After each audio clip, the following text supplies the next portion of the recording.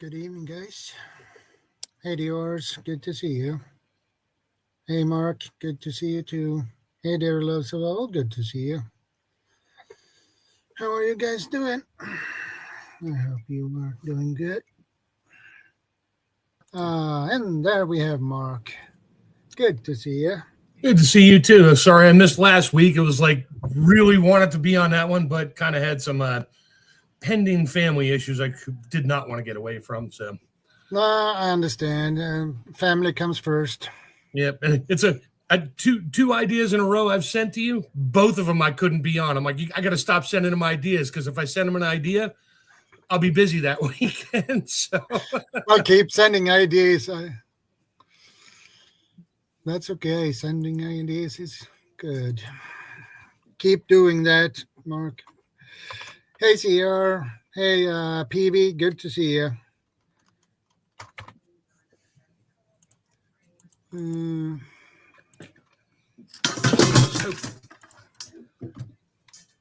Sorry, I'm in the kitchen. Right now, I figured. Tell by the background noise. I figured. I'm literally got my GoPro set up. I haven't hit the camera yet because I got about 20 pounds of onions to chop up for my daughter, so I can freeze dry them and ship them to her really cheap. And I basically make her all the ingredients for her beef stew, freeze dried, and she makes what she wants. Hey, Hendo, good to see you. And we have Shannon in the house too. Good to see you. And How to Garden, good to see you. And now we have PV in the on the panels too. Hey, folks, how you doing? You What's up? We are doing good here on my side. And Chef Mark, he messing around in his kitchen. I couldn't make it last week either. I was traveling. I was up north and went to a big Scottish evening. Did I miss anyone? CB is in the house. Good to see you. I am Fire Horse. Good to see you. And CR is always here as usual. See, I was lurking in the background, is he? Yeah, he says CB. He's waiting for Bob to come up so he can get fired. Yeah, probably.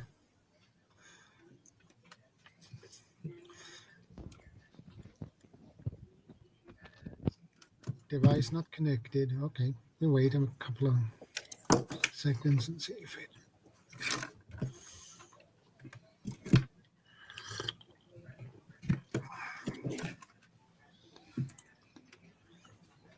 CR, why is your government trying to kill off ostriches according to Rebel News? And there we have their love survival. Hey guys. Ostriches. Well, it seems you dressed up. It's a tactical tip. Yeah, I'm trying to be the hard man. I'm looking to be a hard target. Yeah, I want to be a hard target.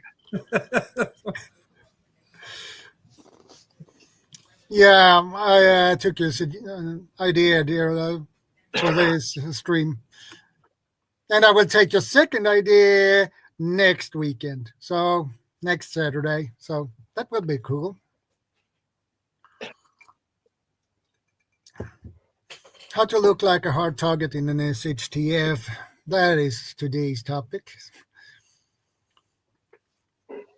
Hi, Shadow. How are you? How is everybody? PV?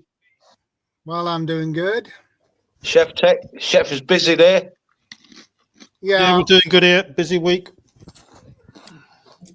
I always got something cooking.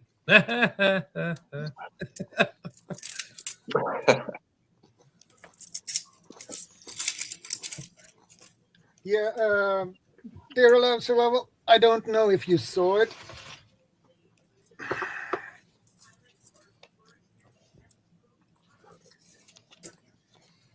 This, my friend. Oh yes. Spear. Oh yes. Very nice. Oh, was that your last video? I missed that one. Yeah, this is 112 centimeter long. Ooh. Jeez. So it's pretty narrow here, so I can use it. That's for catching fish. Yeah, that's it. It's a fishing pole. Not really. Not with a 20 centimeter Depends on what you're long fishing for. blade.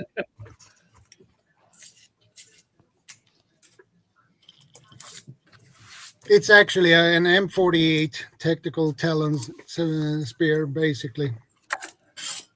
That's probably not available in the United States. Yeah, it is United Cutlery who make them.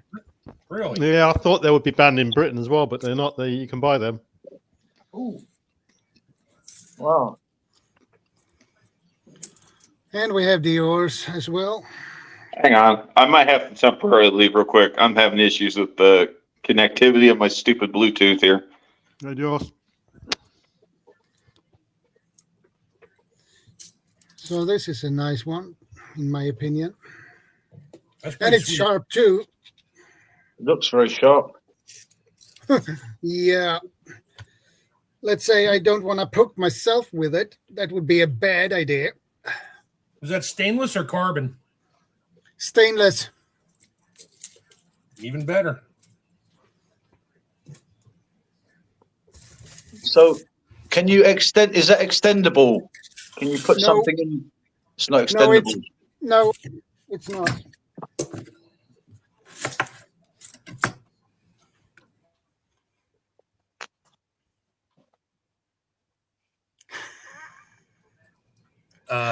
Hi.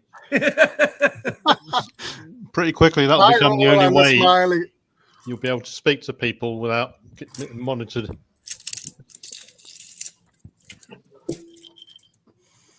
CB says good fences make good neighbors. Yeah. I think good signage helps. Like, no trespassing, and then 100 feet later, you're no longer trespassing. You're now a target. Hey, yours. Howdy. And this says special Viking pole.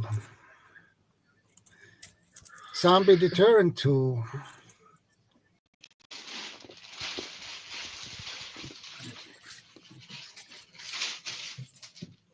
Beware of dog sign. Because this is actually an interesting topic, Dear Love Survival, you came up with. Wow, was it? How to look hard, like a hard How target. to look like a hard target in an SHTF. Well, don't be. Look like you're walking with a purpose. Look like you're moving with a purpose, and don't sort of dilly daddle. What's another word for dilly daddle? Don't look scared. Don't look fearful. Be confident. That is what we call attitude. Very important. A lot of times people use fear against you if they he's scared. He's kind. He's too kind. And how often do people say things like, we take your kindness, they take our kindness for weakness. So, show no fear. But obviously, you don't want to get into a situation where you get injured, or you may have to do something that you don't want to do. I mean, maybe take on a tiger mentality. Oh, this looks like I might get injured, so it's better off for me to just run and hide. Yeah. And Yeah. I'll fight another day. Walk with purpose and act with intent. That's a good point.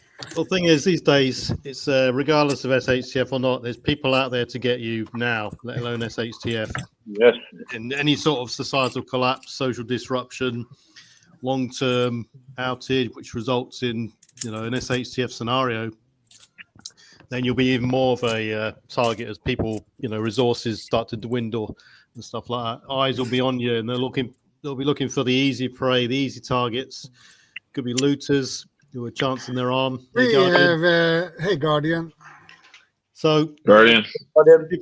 people have got to consider a whole range of scenarios here, not just walking out downtown in the streets.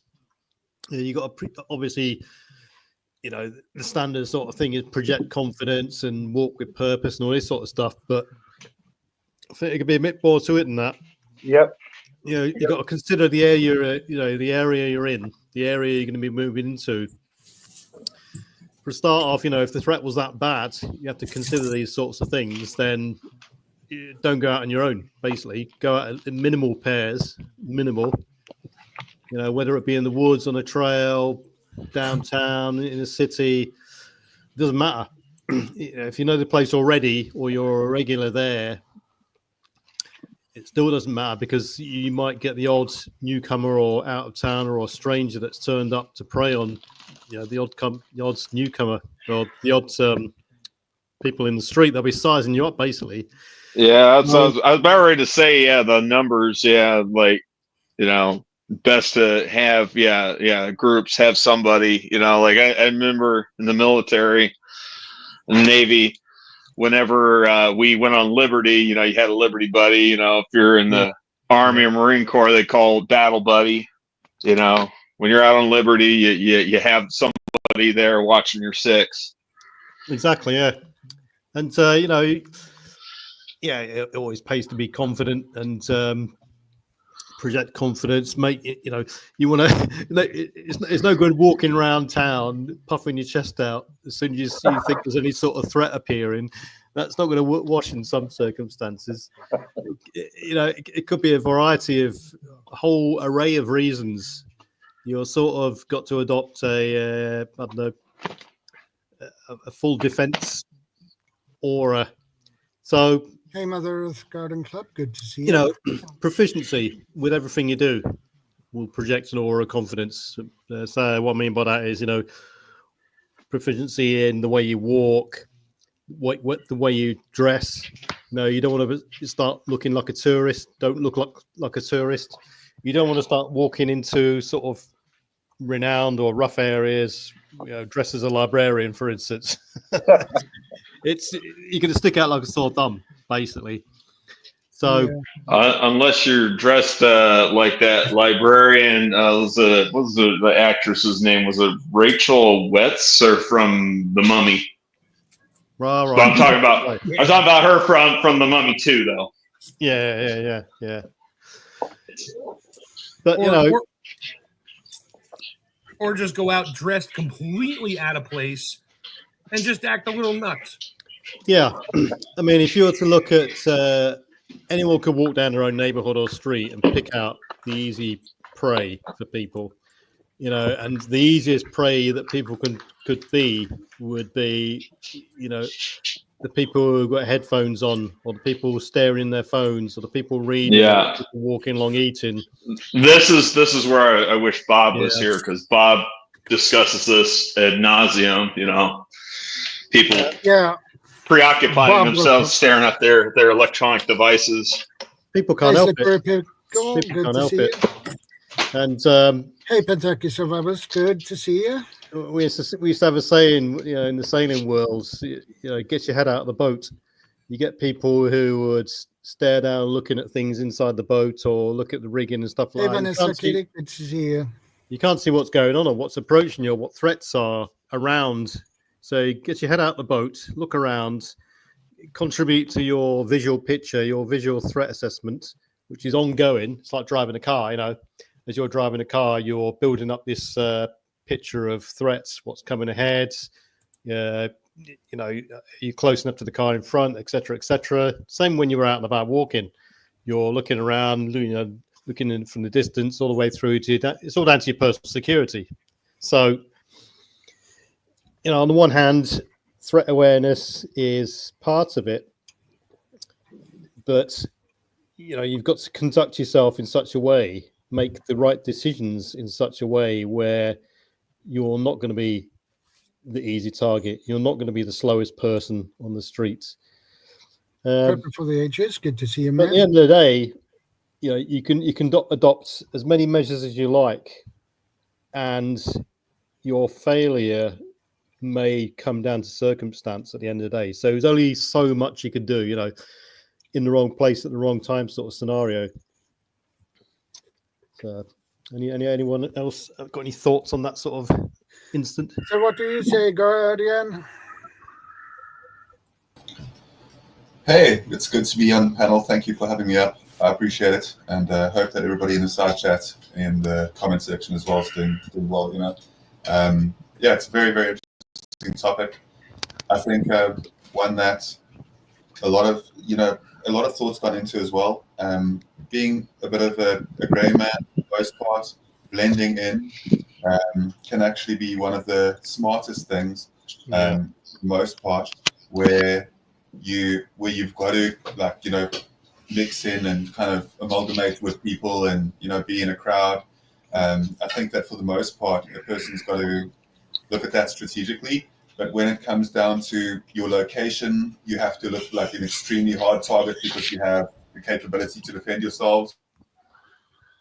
So I think that that's for the most part, like one of the most important things that a person can do is not look. It is definitely look like you don't have a lot of resources, but that it would be a problem to kind of Yeah, what's that quote? Where the fat man in the famine or something like that? Yep, exactly that.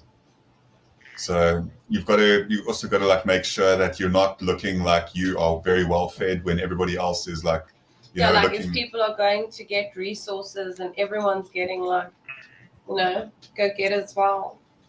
Precisely. Also, if you're a female, you have to defeminize yourself. You got to cut your hair or at least dress in a very masculine way. You can't look feminine because an SHTF type situation, you would be an easy target.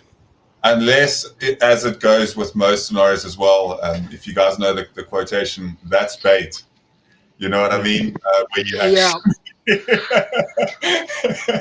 where you're trapping people specifically because you know that people are they have ill intentions and stuff sometimes as well. So you can actually have it that goes on to my main point where it comes down to genuinely working in groups, and that's why having larger numbers of people strategically is always something that I will absolutely preach, every single stream. And every time I talk, I'll mention this as well, about having community-based organizations with strategic mentalities as well. In your combined efforts of having multiple people, because then it increases your skill sets as well as looking much more capable of defending yourselves. Good evening, Hey, Howie. Good to see you. I hope that it all makes sense. I'm sure you guys understand where I'm coming from. Yeah, that's a good point. Really good point.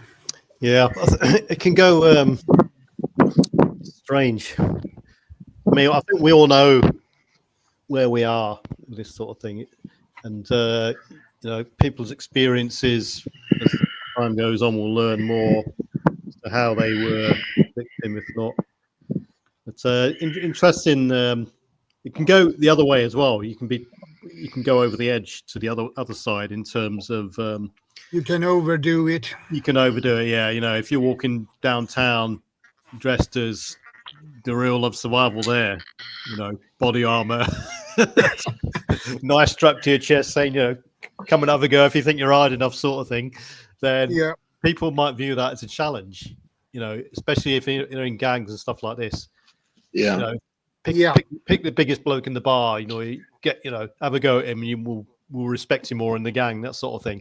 What was the saying? I think it was the best fight there is, or the best fight won was the one that was avoided or something like that. I can't remember. Something along those lines. Yeah. Absolutely, yeah. It's by Sun Tzu, win the art of war. The best combat is combat that you can avoid. Yeah. The art of fighting without fighting. Yeah. So basically, dress the part, but make sure it's suitable for the surroundings, and you're 90% there. If especially if there's a lot of footfall around the area, and like I say, don't be the slowest guy, don't be the one that stands out as the weakest. There was a famous study done. I don't know. I always say famous. It's got the Grayson Grayson and Stein study in the 80s, where they took a bunch of criminals, a bunch of these psychiatrists or scientists went to this. Hey, Tuck. Good to see you. Went to this prison, and they interviewed a lot of prisoners to say, who were you most likely to target? And they showed them this film basically to 40 odd of these hardened criminals, and most of the criminals picked out two people, the same two people over and over again, as the most likely they would target themselves. And it come down to, it was obviously, there was one obvious person that stood out, and he was like hunched over. He looked weaker than the rest of them, so he was an easy target in that sort of physicality. But the other person was unusual because one of them was down to the micro movements of the way that person walked, the way his arms moved, his pace was slightly shorter, and it was basically down to the way his movements were. So, Yeah. Hey, Nick, good to see you. With such a variation from criminal to criminal, gang to gang, and so on, or marauder to marauder, or looter to looter, or whatever it may be. You like I said earlier, you can adopt all the techniques, tactics you like, and it may come down at the end of the day to desperation and circumstance. So, on that note, avoid going out where you're more likely to be in a vulnerable position in terms of timing. So late at night. Hey, Teresa, good to see you. Ambush areas. Hey, Bob. Like this. So. Hey, Bob. And it's hey, Bob. By definition, the predators will pick the ones that they deem the weakest, the most vulnerable looking. By looks alone, if you are small in stature, you got a small frame, then you've got to develop some sort of method to up your game and not be the weakest visual link, And it's not just down to walking around either. It's not just down to getting out of your car, walking to the store and back. It can be down to the way you drive, carjackers and stuff like this. Could be down to the type of car you drive. It could be down to, how your house is portrayed, up street appeal and stuff like this. So, I agree with Guardian the way, when it comes to your house or location, it should look as if it means business because you've got the resources behind that and they don't know what's behind that, et cetera, et cetera. Be a hard target, 100%. Yeah, be a hard target, definitely. A classic example is if you're a potential crook and you're scoping a place out, a street, you're more unlikely to climb over a fence or attack a house which has got a hardened fence or wall or brick wall which has got like razor wire on, embedded glass into the top of the wall, electric fence. Do you go for that or do you go for the wooden fence? You just jump over the wooden fence or push it over. Simple, So there's another comment there from Slippery, which is pretty important. Can you just highlight that for a second for us, Shadow? So Slippery Pickle over there, victims freeze in SHTF situation. Don't be a victim. That one, choose to act or not, but do it consciously. I think it's the one above that comment from Slippery. But basically, speaking on that specifically, it comes down to the fact that desensitizing yourself to a lot of situations and certain types of things that will prevent you from actually freezing in scenarios is just repetition of being in certain scenarios. I remember, and just to go off this quickly for like 30 seconds, I'll speak about this, but I've been the victim of being mugged a lot of times in my life. It's one of the things about South Africa that muggings are very, very high here, high frequency. And when you're younger and it occurs, it is so terrifying that you almost freeze in your boots. Like I literally, when being held at, a pew point, if you want to call it that, Yep. It definitely makes a person freeze, and you don't have the capability to act at all. Slippery Pickle brings up an extremely good point there, where people freeze, and it happens. But the thing is, because of a situation happening more frequently to a person, you definitely build up a certain tolerance to that type of Hey, situation. Sashigel, good to see you, ma'am. Welcome in. Good to see you, Sashikal. So for the most part, when it comes to situations like that, it can help a tremendous amount. Even if you are not, I'm not saying go and be like the victim of certain situations. I'm saying that even just understanding that those scenarios exist and like mentally being like more ready for them and understanding that they may exist and realizing that at all times, even when you think that you're safe, like there's always a possibility of, a crime being, really, of you being a victim to a crime, really.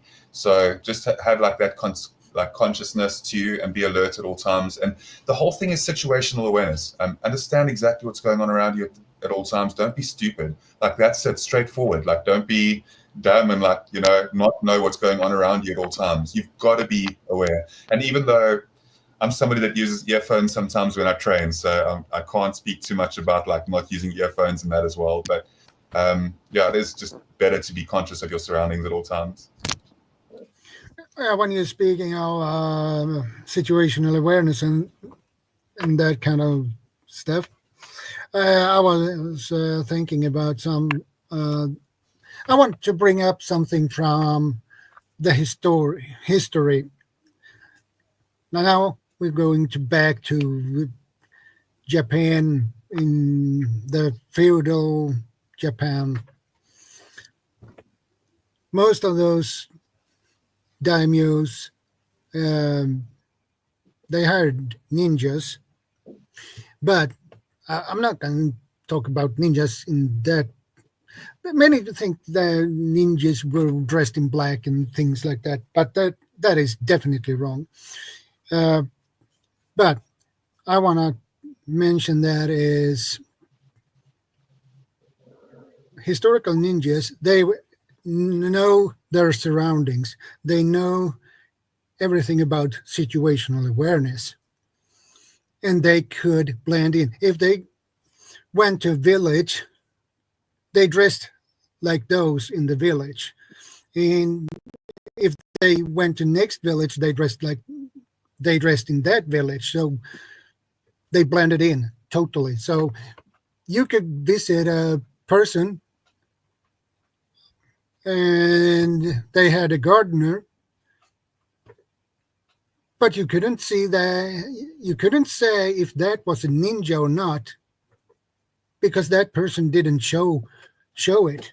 So because they were originally spies, so that was the main task. They know their surroundings. They know where people were, basically, and where people are. Yeah, kind of going off of what you said a little bit there. A lot of those ninjas, they were farmers, farmers in day and everything like that. And I don't know. Like, I don't know a whole lot about the Japanese feudal era culture, but like I said, I know that a lot of those ninjas, they were farmers, farmers by day, essentially. And many of the weapons that they used were common farming implements. Well, if you've done like a lot of gardening, you'll quickly understand like how much work can actually go into a garden. Like how much active, consistent work, and you don't get time to just sit down and watch stuff and like that type of thing. If you're really doing like a lot of proper gardening, even if it's urban gardening, there's always so much to do and always so much to like, if you really want to improve it and get the best out of a good garden, you'll absolutely be consistently busy. And I think that like with the type of farming that they were doing, they were also farming like large rice fields as well. So it was a lot of work, like so much labor. And from consistently like, using harvesting tools as well, repetitively, that type of action consistently that's where they were at. And obviously being able to use the bow staff for bow jitsu was the capability that they had to consistently be around a weapon that was, not designed for that specific purpose, but to reuse, to have something like multi-purpose when it comes to having like a farming tool, like a rake or like a scythe or something similar to that, and then converting it to be like an actual, weapon of war. Yeah.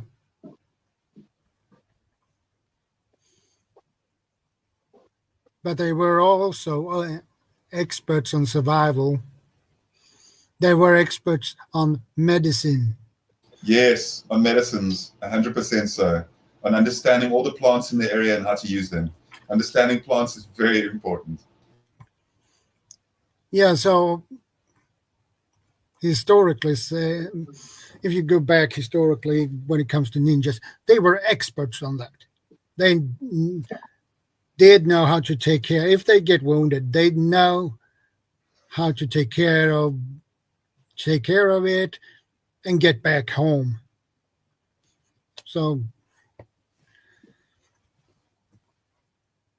they know what plants you could eat, what you could use for medicinal purposes. They had a lot of skills. So that it was not only fighting, and it was a lot of other things around that. That was the fighting skills they had was just a small part of it. The rest was survival and medicine and chemistry and things like that. I would imagine they probably did a lot of surveillance too, surveillance, spying, so to speak, given that they were gray man. They were feudal Japan's spies, and they knew everything. Almost, they knew everything where everybody were and was, and if they were aware of every footstep, they could basically know exactly who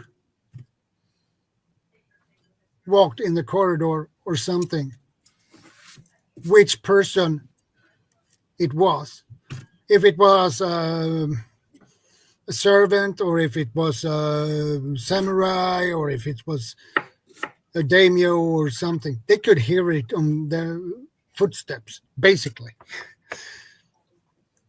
So because they were trained.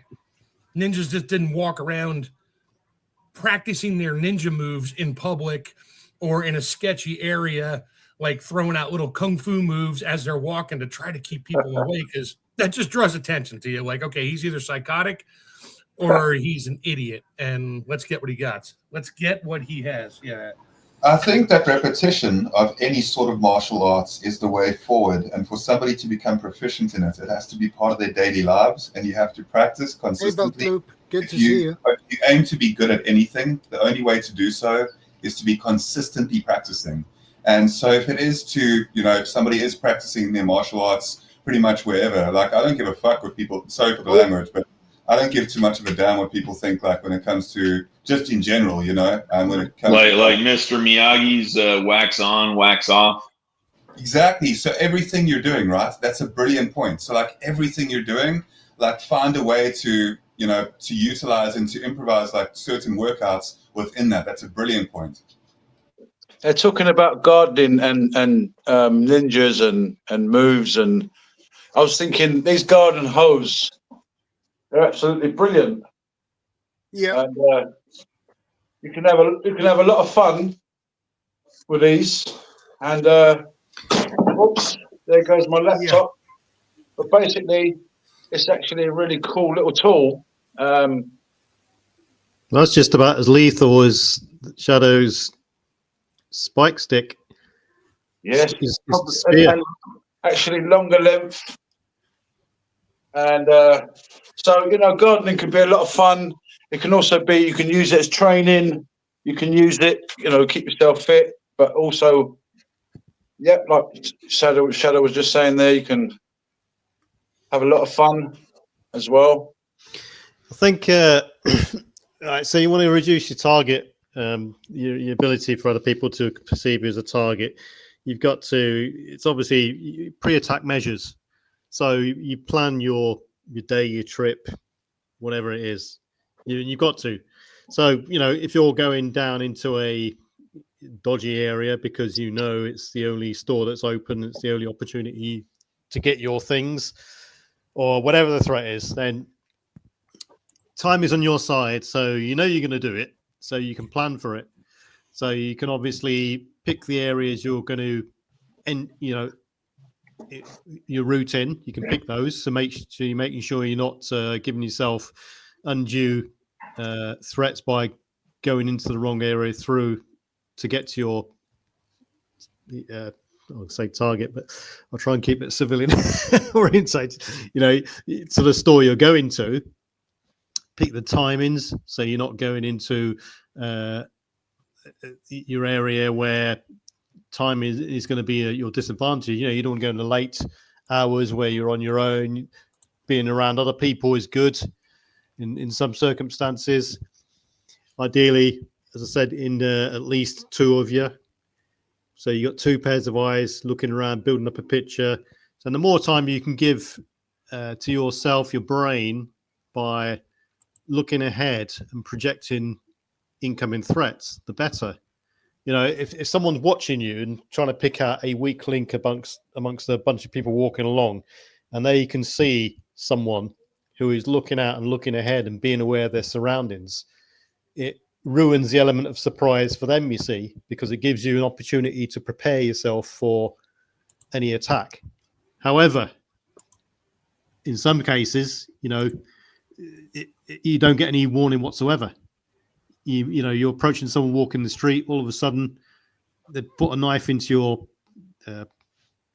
abdomen and said, at knife point, give us your money or else, sort of thing.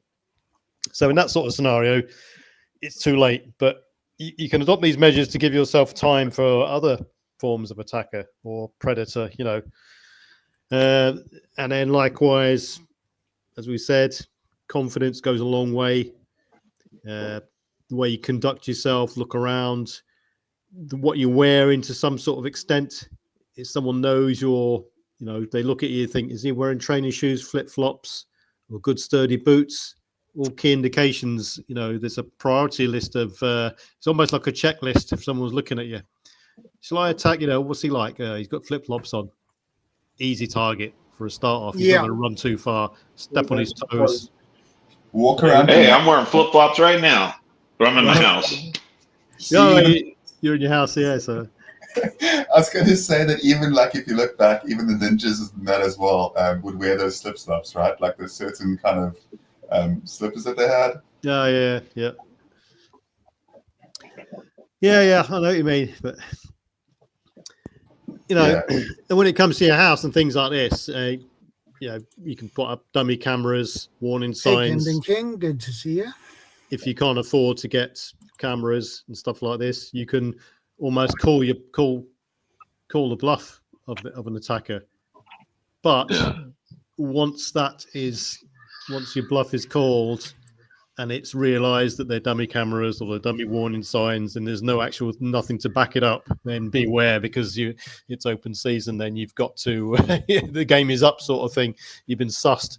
So if they're dummy cameras, you haven't actually got dogs and you've got dog warning signs up, then what else are you bluffing about? You're an easy target then. So on the other extreme end of the spectrum here too, you don't want to make yourself like, all right, I'm just talking mostly from like shit hits the fan type situation, world without rule of law. You don't want to make yourself too hard of a target. You don't want to make yourself too attractive. And mostly I'm just talking from like the standpoint of, making your property look, what do you want to call it now? Not Fort Knox. Like Fort Knox, fortify it. Yeah, make it look like a fortress. Hostile. You don't want it to look too hostile, because then you're gonna be piquing people's interest. Oh, they got this much security here. Yeah. What is so important? What kind of goodies they have back there? What kind of supplies do they have? Well, yeah. Blend in, but don't be the weakest link. Yeah. Will be the key thing. Yeah, it's like being. Make sure you're It's not like the slow. school of fish where you don't want to be the fastest swimmer. You don't want to be the slowest swimmer. You want Yeah. to be right in the middle of the school of fish. Exactly. And you get people like this in towns and cities nowadays. You get people walk along, conducting their own business, shopping, going to work, commuting, etc., etc. And you get the criminal elements riding around on electric bikes, almost like circling sharks, waiting to pick out the victim. And 9 times out of 10, the easy victims at the moment, an easy way to make money is to snatch phones off of unsuspecting people who've got their heads buried into a phone. Yeah, your phone, your purse, your bag, whatever you got, and then they're hauling. They're already gone by the time you realize what happened. Yeah, the acceleration on some of these electric bikes is phenomenal. There's no way you can catch them. Yeah. Yeah. So, widen the spectrum a bit. So, this is every aspect of making yourself not look like a target. So even talking on the radio, if you're into an SHTF situation where someone has to go out on a supply run or whatever it is, and you're taking radios, and it's people out and about on the streets waiting for the easy victim. They're waiting for visual cues. They're waiting for people they can see to attack. But if you all of a sudden pipe up on the radio and someone's listening to you, and you're not talking with confidence, and you're not talking with precision, you're waffling, you projecting an air of speech on the radio, your transmissions, where it just appears that you don't know what you're talking about, or it's a cobbled together scenario, you're just not confident at all. And this is just through voice. People will, and you're giving stuff away, you're making yourself a far easier target than someone who's disciplined on the radio, talks with confidence, rhythm, speed, pitch, volume, and they can soon hone in on you quite quickly. People will give things away very easily, very quickly when they're talking on a insecure voice radio. And it will be people will be surprised how much information you can glean off someone just listening to them on the radio. It's unbelievable. And what people will say and give away through mistakes, loose talk, or whatever. So even on radios, SHTF scenario, you've got to have your drills and discipline and procedures down to a T, because it's not just down to the way you look. Yeah. So I'll also speak on, I think that's very much relevant in the spectrum. I agree with that. And I think that, for the most part, if you have the capability to, and I'm speaking realistically here, if you could have the ideal setup for most scenarios where you wanted to legitimately look like a hard target, if you were moving around, if you were mobile, to have the capability to at least emulate as close as you can to a military squadron, to have a Humvee or have a Jeep with you, and perhaps 1 or 2 patrol dirt bikes, and to have your guys in proper military tactical gear, and to have them armed as well. To have that setup looks to anybody on the outside in an SHTF like you're absolutely not to be effed with, right? And legitimately, that type of appearance from the outside, if you really do look like that, and it's the way that people carry themselves, the way that you also conduct yourselves as well when you're out there in the field, the way that you're really perceived by the public can absolutely be a victory before it even needs to begin. So just understanding that those type of things do matter, and having a sense of discipline when it comes to the way that your group reacts to one another too, instead of just running around and roaming like bandits, but being a completely disciplined force. It looks much more threatening, because anybody with common sense realizes that that level of discipline also comes with an extremely heightened level of capability to defend oneself usually. So having the capability to also look like a really, really hard target in every way. And I'm saying it doesn't even need to be an expensive SUV or Jeep at all, but just so that you have a proper patrol and proper, you have a legitimate unit with you. It's so much better than having just random people, walking around or driving a car or something stupid. Try and have a little bit of formation. Yeah. Yeah. people got to consider in that sort of scenario not to be, it goes hand in hand with drills as well. So don't be followed back to your location.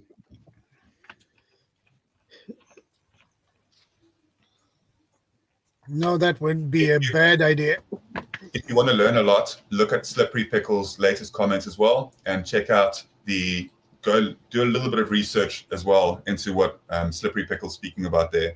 So the two-man black red reconnaissance teams are pretty effective for the most part. They are much better than just one person being solo. So also like the way that a lot of the time in guerrilla warfare, which was very prominent through South Africa as well, we actually mastered it here in South Africa. You can look into the history of it as well, and it's very interesting to find out how efficient some of the people were. Specifically in South Africa during our war, like the war era that we had. Guerrilla warfare is one of the best things that you can possibly do. And even if you, no problem, VK. So for the most part, being able to understand that is really important. Yeah, I agree. I definitely agree.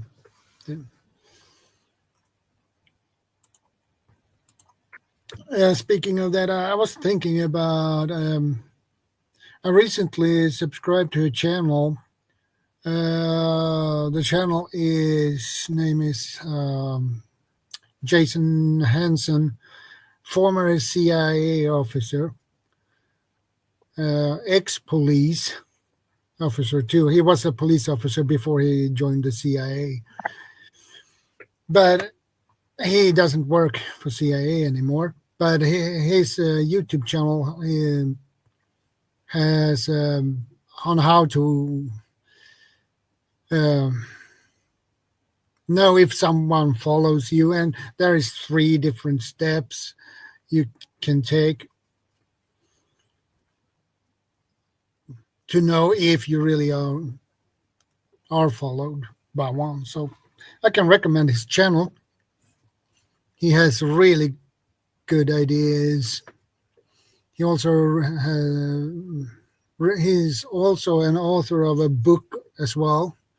I believe it's Secret Spy. So I think it was something like that. I don't remember really, but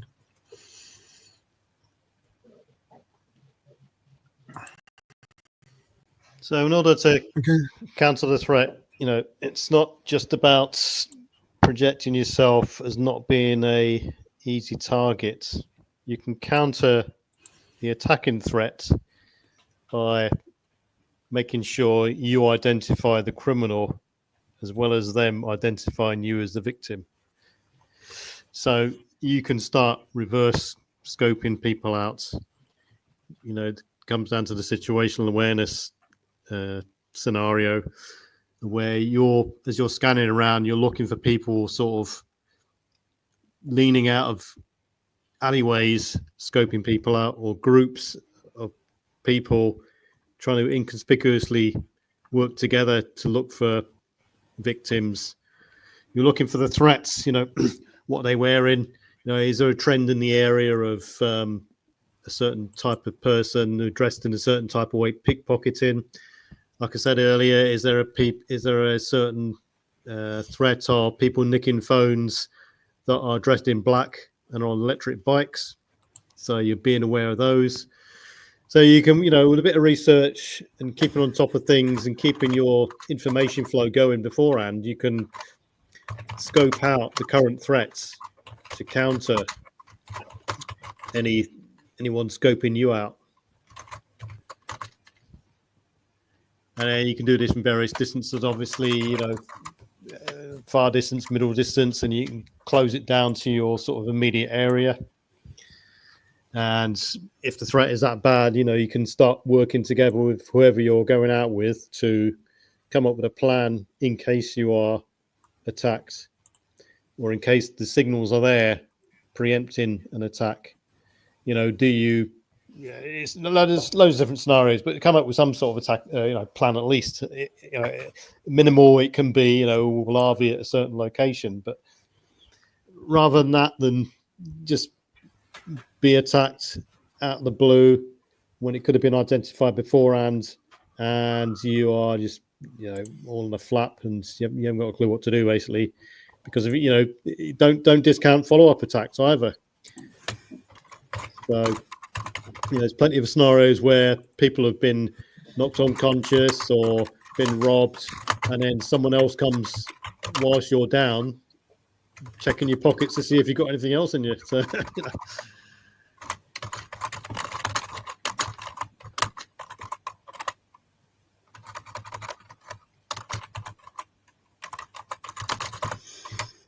there's lots of things. I mean, it plays into it as well. Body language as well. You may not be just walking along. Everyone says, projecting air of confidence, walking along with purpose, and this sort of stuff. You could be sat there at a cafe or sat in a restaurant. Or sat on a bus, or sat there waiting for a taxi, sat at a bus stop. So it's down to, your body language as well, how you sit, you slouching, you upright. Have you, again, completely distracted? If you go into a restaurant, don't sit. Well, I know we've brought it up a little bit, but I think situational awareness is a lot of it. Yeah, huge subject. Even you go into a room or a shop or a restaurant or anything like that. Pick a table with against the wall as opposed to in the middle of the room. What's more likely to get targeted? You're just trying to basically cut down your chances of attacking or mugging or anything. Whenever I'm out and I'm at like a restaurant or something like that, I try to make it so that way I'm like facing the front entrance of the establishment. Yeah, exactly. My back might not necessarily be up against the wall because it's not always feasible, but I try to make it so that way I'm facing the entrance. That way I can visually see who's coming in. Yeah, and who's going out. Yeah, so you're building up a picture whilst you're there. You can see what's going on as opposed to getting caught from behind and surprised and stuff like this. Someone just put up a comment there. There is a saying: "Walk softly and carry a big stick. Be careful, deliberate, calm, and aware." That was Hugo Homestead, right? Yeah, you can carry aids to make you less of a target. If you're a potential mugger or attacker or bag snatcher or whatever, if you're carrying some sort of stick, whether it's camouflaged as an umbrella or a walking stick or whatever, and the confrontation is longer than they expect, then you could potentially use that as a defensive aid. That's true. Having the capability to just have something within your reach at all times is exactly. Take care, belt loop. And it's not just human. We're limiting this down to human. It's not just human attackers. It could be animals as well. Yeah, 100% so. Yeah, like that's specifically SHTF.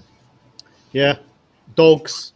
Wild animals in the woods, whether it be a wild boar all the way down to a mountain lion. You carrying aids with you or making yourself less of a target. I mean, what do people do with bears? They get told initially to walk along, make lots of noise, for instance. So you're minimizing yourself as a target. That only works with certain breeds of bears, though. If we're talking about brown bear or grizzly, that won't work. No, you'll just attract them. They'll be like, "Oh, good." Yeah. Want to play? Like I said, that only works on black bear, and if you happen to live up in the Canadian North or live up in Alaska, that won't work on the polar bears either. Yeah, obviously. But the point is, every sort of predatory aspect of life, you can adopt measures to minimize it. That little bit further down, I've got a quick story for you. I was in the I was doing a bit of walking in the mountains in Argentina quite a few years back with my girlfriend and her father, and we were just having a nice quiet walk in the mountains, and all of a sudden 2 great big dogs just came out of nowhere, and my girlfriend was on my right hand side, her father was on this side. So I quickly grabbed her, put her in between you know, in between myself and her dad on my left, and the dogs were on my right hand side, and I just quickly picked up a stick and I was "Rah!" like really loud. So can't show any fear. The dogs didn't do anything, fortunately.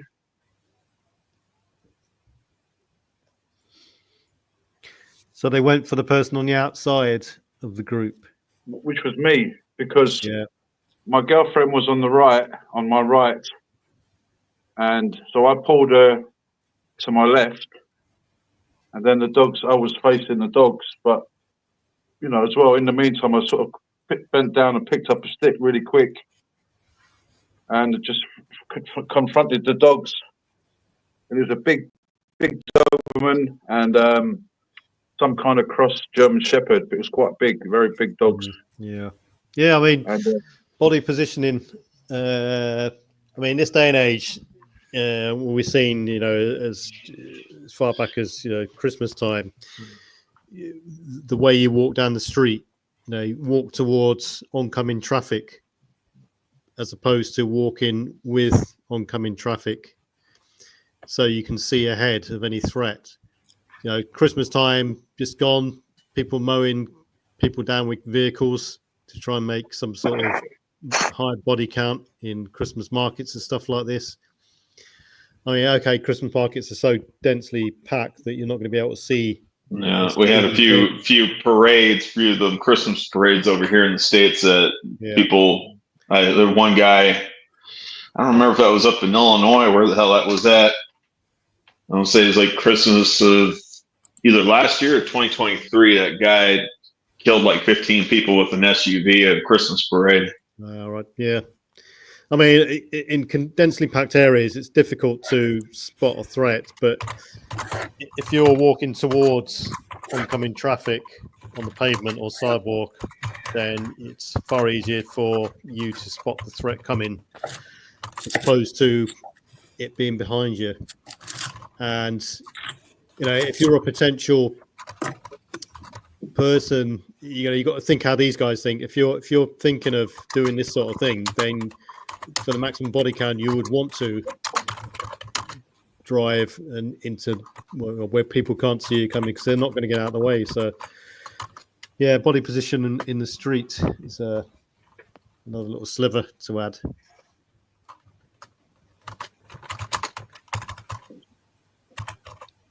yeah, once the dogs saw I was a different target, they were coming towards my girlfriend, which was an easier target. And once I moved her inside to my left and I picked up a stick, the dogs all of a sudden, you know, they start thinking about it. Hang on, this is a different target. Yeah. So, yes, so we've it's a good subject. We've talked about how to look, how to act, situational awareness. And I mean, you know, when I say be confident, I mean, I grew up in a place in London where, you know, you're walking around the streets and you had to be somewhat confident just to sort of get people to leave you alone. And sometimes, you know, that lack of confidence is the difference between being mugged or not. Sometimes, a lot of times, or can get you in a lot of trouble as well. Like the school, you know, the bully in the playground, isn't it? Why do this? There's, you know, what does one kid get picked on more than others? And more often than not, it's because he usually looks different, doesn't fit in with the crowd, or speaks different, or has got some sort of impediment or something like this. And yeah, even the way people talk. If you walk into a crowded store and there's potential people there scoping victims out, and you're there talking like a retard, and it's obvious that you can't think for yourself, you can't look after yourself, and so on, then it's another notch for them to scope you out further. You see what I mean? Yeah, I watched the video on YouTube the other day about this gentleman who had Alzheimer's disease, and he was arrested for shoplifting and, you know, Yeah. He was wrongly arrested, obviously, because he had Alzheimer's and he had a routine that he did with his wife regularly. And all of a sudden, he's confronted by the staff. They don't really understand the body language. They make him assume, make him out to be drunk. But it turns out that he had Alzheimer's. Yeah. So I've heard of a similar situation. I think up in Denver, Colorado, where a patrolman had pulled over a lady that had Alzheimer's. She was taking medication. Obviously, she wasn't bad enough to where she couldn't, be safe to drive. But when it was caught on body cam when he was confronting her and speaking with her, he mistaked her for being drunk because she was slurring.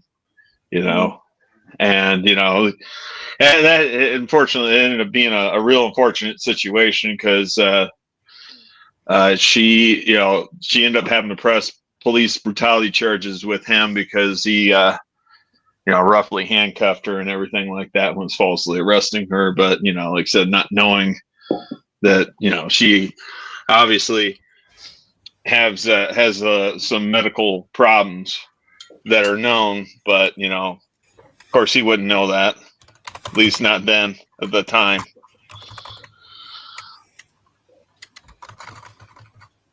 Yeah, but having a reason. Obviously, we're talking about SHTF situation. So if you're going to be going somewhere, why am I going there? Is there a reason why am I going there? Am I just passing through? And like we were saying about your Guardian was saying about location as well. But also, before we go on, I just wanted to say something about Mother Earth said something earlier about before you actually help someone, just look around and assess the situation that you're in. For people listening, say if you're, for example, if you walked into a scenario where there's loads of water on the floor and there's an injured friend of yours at the other end, and then there's a wire floating around that's like sparking off electricity, Yeah. Basically, force roll of first aid. Yeah. Yeah. I'll leave it to you, PB.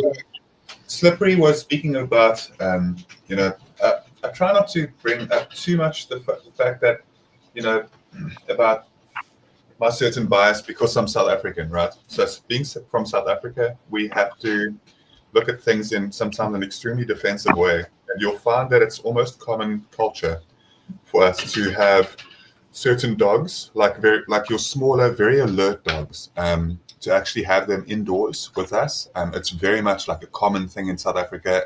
We do it to actually enable us to have the defensive measure to be alert and to know that it's almost every single South African's home that for the most part they'll have like a small dog or two for that particular reason, so that they can be alert, and then they'll have like their more guard dogs that'll actually go out with them if anything really does come up, and also as more of a defensive measure during the day. Because at nighttime almost all of us as well, we have our dogs indoors, because if not, there's a chance that they get given certain meats at night so that we can basically have our defenses down.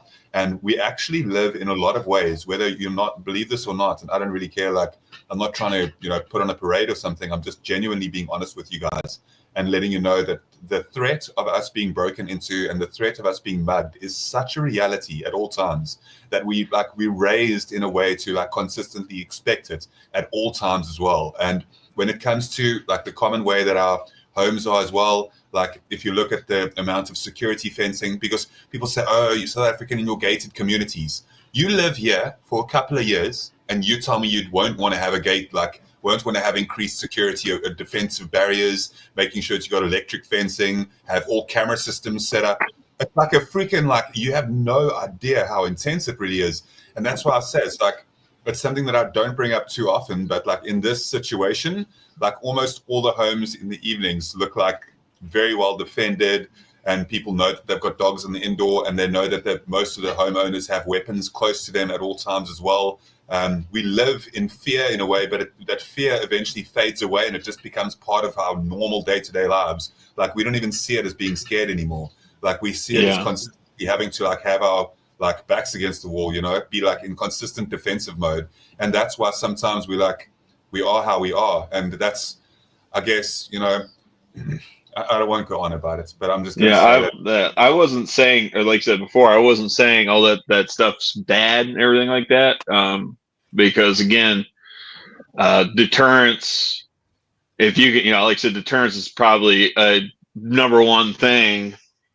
I guess I'm stating it from, I guess, over here, because like I said, I mean, things over here, depending on where you're living at in the U.S., can get kind of bad. But over here, if you got like excessive amounts of security fencing, depending on where you're living at, like I said, you could end up drawing unwanted attention. I'm not saying I'm against security fencing, because believe me, if I had my ways, I would have 8-foot tall fencing, security fencing, topped off with barbed wire and concertina wire, and electrify everything. Because I just don't want people trespassing. I don't want people thinking that they got a way to break in.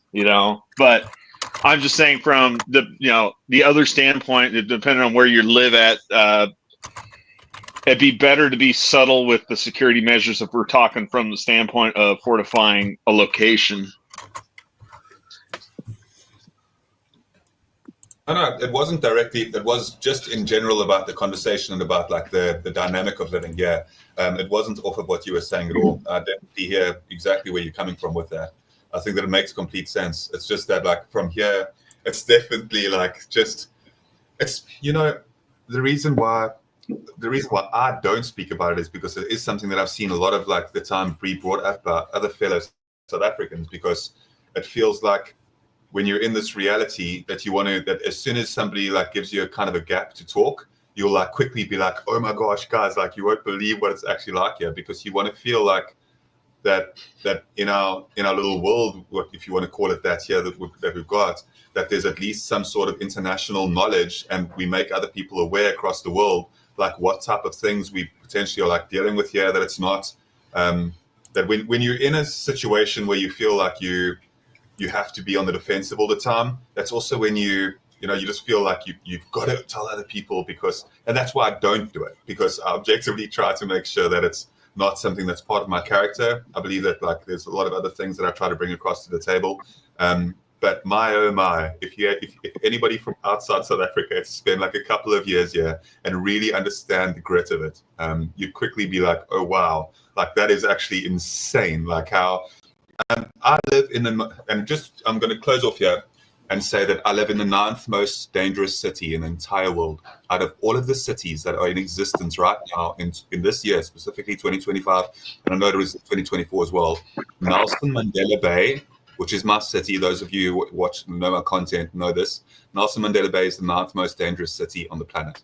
So I don't say this lightly. I say this because I'm really like just genuinely telling you it's a wild show here. Anyway, I've spoken too much now. That's it for me. That's very true. A lot of places now have become very dangerous. So-called civilization, what a load of rubbish.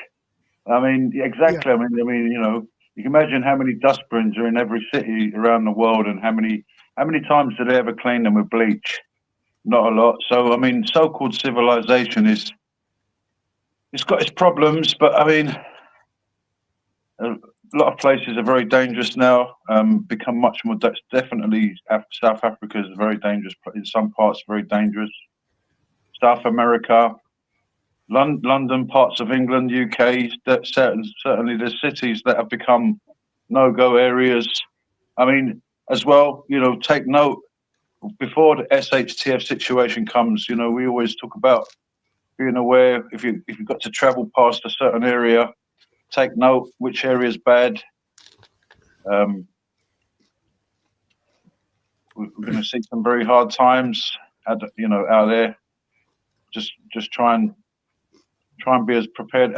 Try to be as prepared as we can. And shows like this, Shadow, is fantastic. Thanks for having us on and talking about this stuff.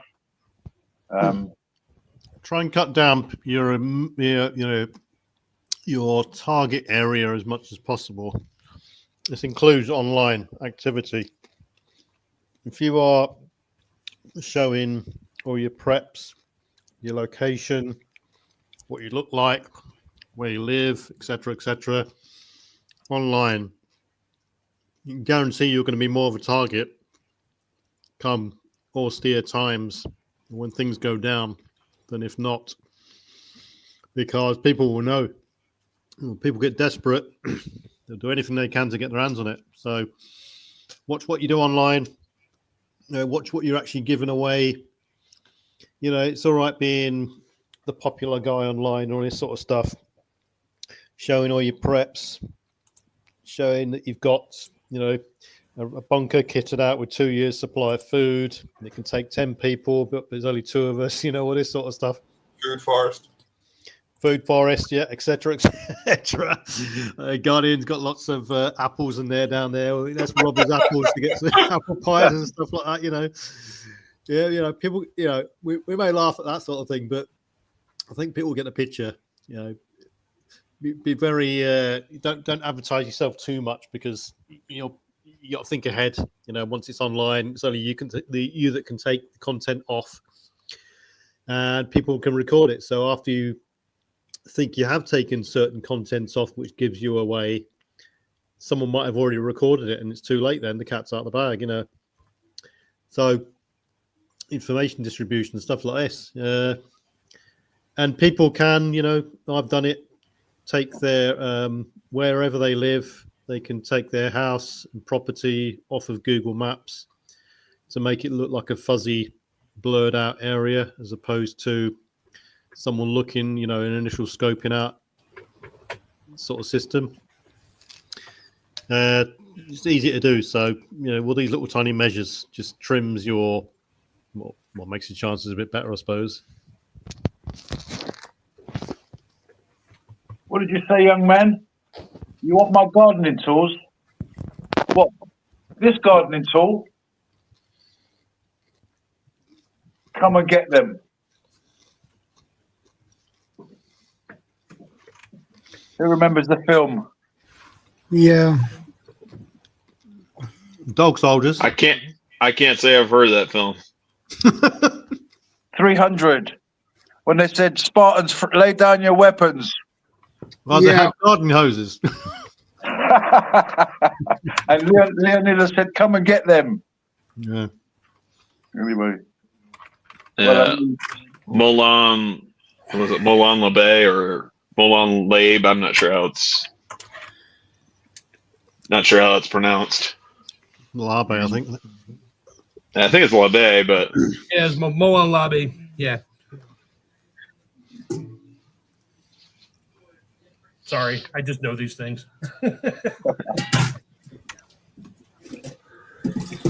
I mean, I've got the flag. I've got the flag. I just don't have it hung up anywhere in the house.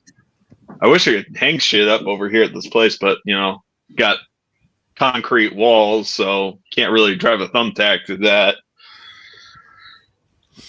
Yeah, I mean, going back to the sort of crux of it. You're going to be, if it's late at night, you find yourself in a vulnerable position, a vulnerable area, then how do you minimize your chances of being a victim? I mean, here in Britain, we're not allowed to carry any form of self-defense at all. It's illegal. So therefore, any potential attacker knows this, and the rules don't apply to them. So they carry knives, they carry guns. Yeah, grenades. I think it's so retarded and so ass backwards. I really feel bad for you guys living in the UK. I really, really do. Like, I mean, on the plus it is side, so stupid. You can't even carry a can of pepper spray, or even carry that gel that friggin' Swede was showing off of, last year. Like, it's so dumb, man. It just does not make any sense. Like, we're just gonna protect the damn criminals. I'm sorry, I got to shut up, but I'm just like, it just pisses me off. Well, that we have gotten so polite as a society that we've completely screwed over, the people that make up polite society. We've basically defanged them and deteethed them and declawed them and everything. So they've got nothing, no tools at their disposal. I think that the pendulum swings, and I think that the problem is sometimes it swings too hard. And if you look at what's been occurring recently, and I don't like to get into politics too much as well, but if you look at what's occurred recently, people are definitely tired of the extreme, radical far left. And I like to, in some ways, I used to. I can't even call myself a centrist anymore with the way that the left has been within the last decade. I'm sorry, but I used to, think to myself, I try to be central to my opinions and stuff as well. But it's just people are tired of the way that the left has become. It's gotten so toxic and it's gotten so full of hate. And I'm saying on the extremes on both ends, extreme far right, extreme far left, either way, it's always bad. So you should be. I'm gonna say you aren't hardly hearing anything about far right, because far right is being overshadowed and masked. Everybody now is being deemed as far right if you are of anybody with any sort of common sense. I think it's stupid over there in the UK. If you're really good with self-defense, you're really good at martial arts, you can get in a lot of freaking trouble if you're using martial arts to defend yourself. That's so dumb. I can understand, excessive use of force. I can understand that argument, regardless of whether you're using martial arts, or if you're using some kind of a weapon, or if you're using a heaven forbid, you actually have a firearm. I can understand that argument, but for crying out loud, you just got jumped by a couple of other guys, and you happen to know martial arts and you beat them to a pulp, and deservingly so, and then they turn around, they prosecute you for it. I'm sorry, that shit just pisses me off so much. I'm pissed off for you, PV and Dario Love. You guys live in a not so great area when it comes to stuff like that. Just that. There's even stories of people in their own house. Their house is being burgled. They're being attacked. And for example, the house person has managed to win back the house. He's beaten up the people that have come in his house, and then the house owner gets arrested for beating up the burglars. Yeah. And then I heard a similar story where a lady, I don't know how long ago this was. I would have to imagine it's probably about almost 10 years ago. A lady was getting robbed, and all she did was beat the guy off, get him off of her that was trying to mug her. All she did was beat him up with a purse, and she got arrested for it. That is just oh my God, where is the common sense? What the hell is wrong with you people? Not specifically Brits. I'm just saying the government, man. It's just so dumb, man.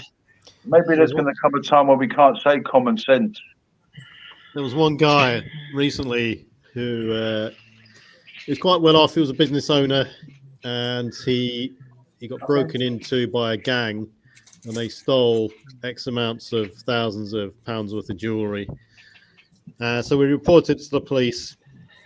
The police came round, and they were more concerned with his legally owned shotguns than they were with the burglary.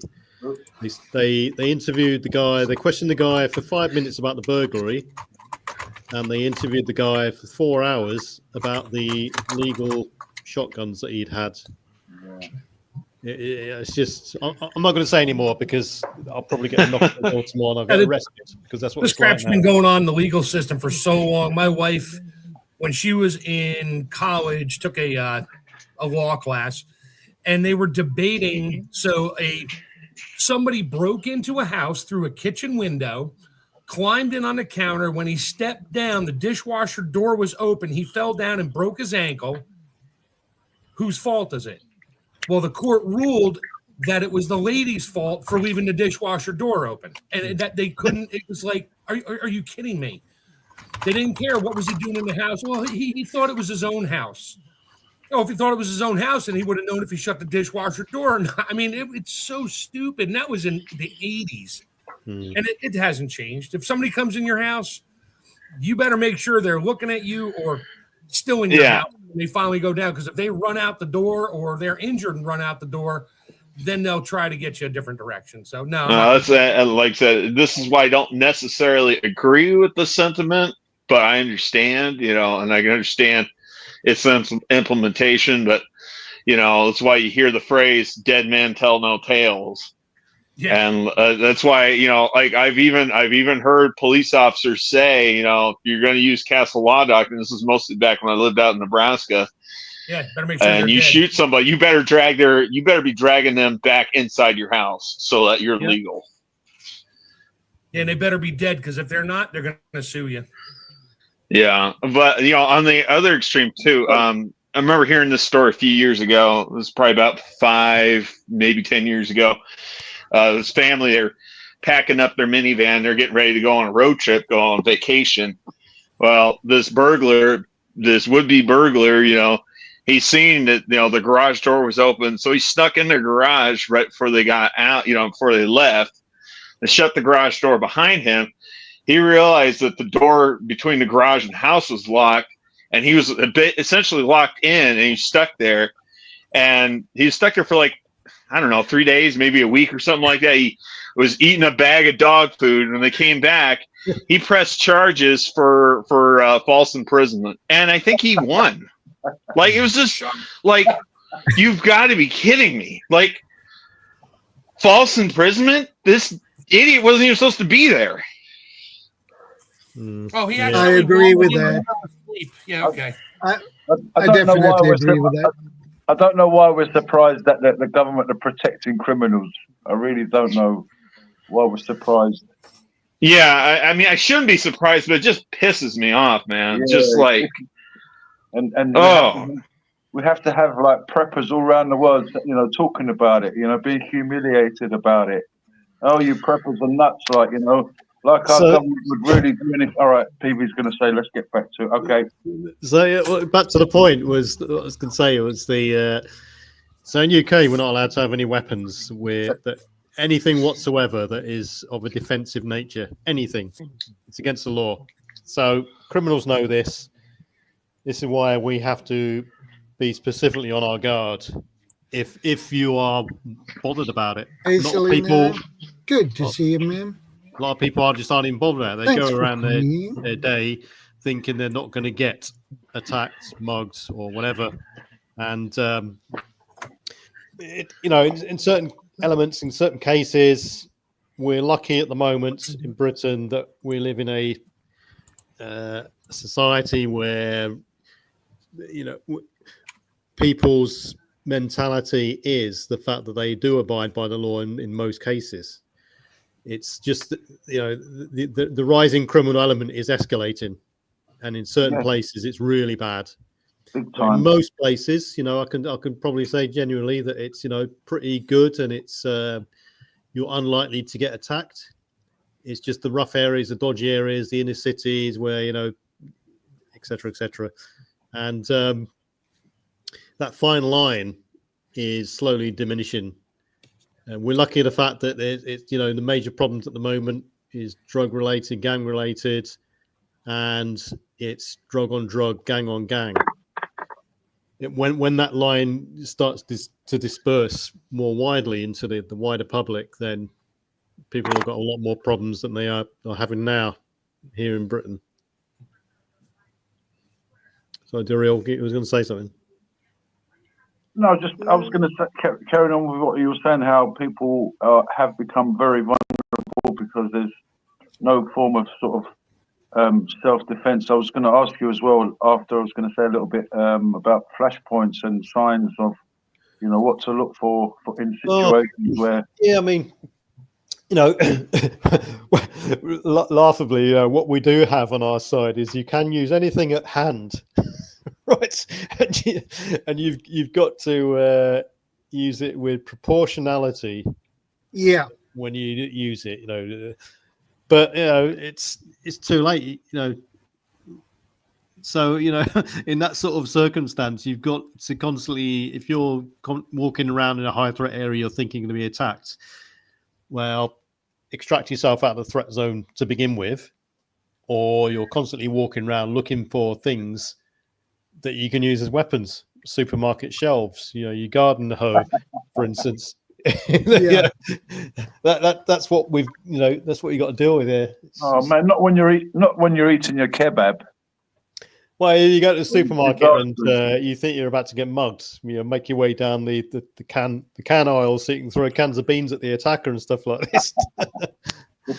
Yeah, the salami section. Yeah, just like something out of Hot Fuzz, Or a frozen salmon. Yeah. PV, I was thinking about the message you just sent me earlier this week. Right. That I confirmed to you. Yeah. That is, well, it's better I mention it to you all. From January 1st to January 27th, last month, basically, there was bombings, one bombing every day. Where? Yeah. In Sweden, there's an escalation of bombings, grenade attacks. Oh, I Yeah. did hear about that. That's right. So, so in Sweden, Shadow, is that gone? Has that crossed the line from gang on gang, drug on drugs to Now public? it's a lot of innocent people who get those people who don't even have any relatives who are in gangs. It's normal, innocent, normal, Right. honest people. So they're using opportunistic attacks, but using more upgraded weapons and stuff. Oh, Yeah, I saw that our prime minister said that we have no control over this. Yeah. Yeah, right. right. So basically, the government And that is control of- 11, 12. Those who are doing this are kids in 11, 12, and 13 years old. Yeah. So the Wow. government's And- basically lost control of the escalating Yeah. crime rate. And you know what? Yep. Those That's what they want. who- they put out what do you call it? Small TikTok videos. Bulletins on TikTok, Instagram, where they where those teenagers or kids can, you want a job, and just like that, and blows an apartment up. Fine, they What's get the, 50,000 for it. What's the motive for this? Is this mugging gone wild, or? Wow.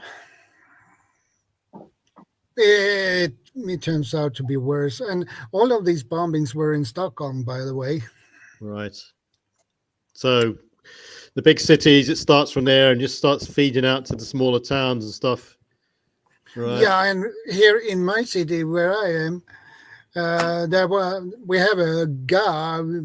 I don't know who it is, but he set recycling bins on fire, one pizza restaurant on fire, and one or two apartments on fire, and they didn't got him yet, caught yet. So Yeah. Sounds like an inside job, like in the States here.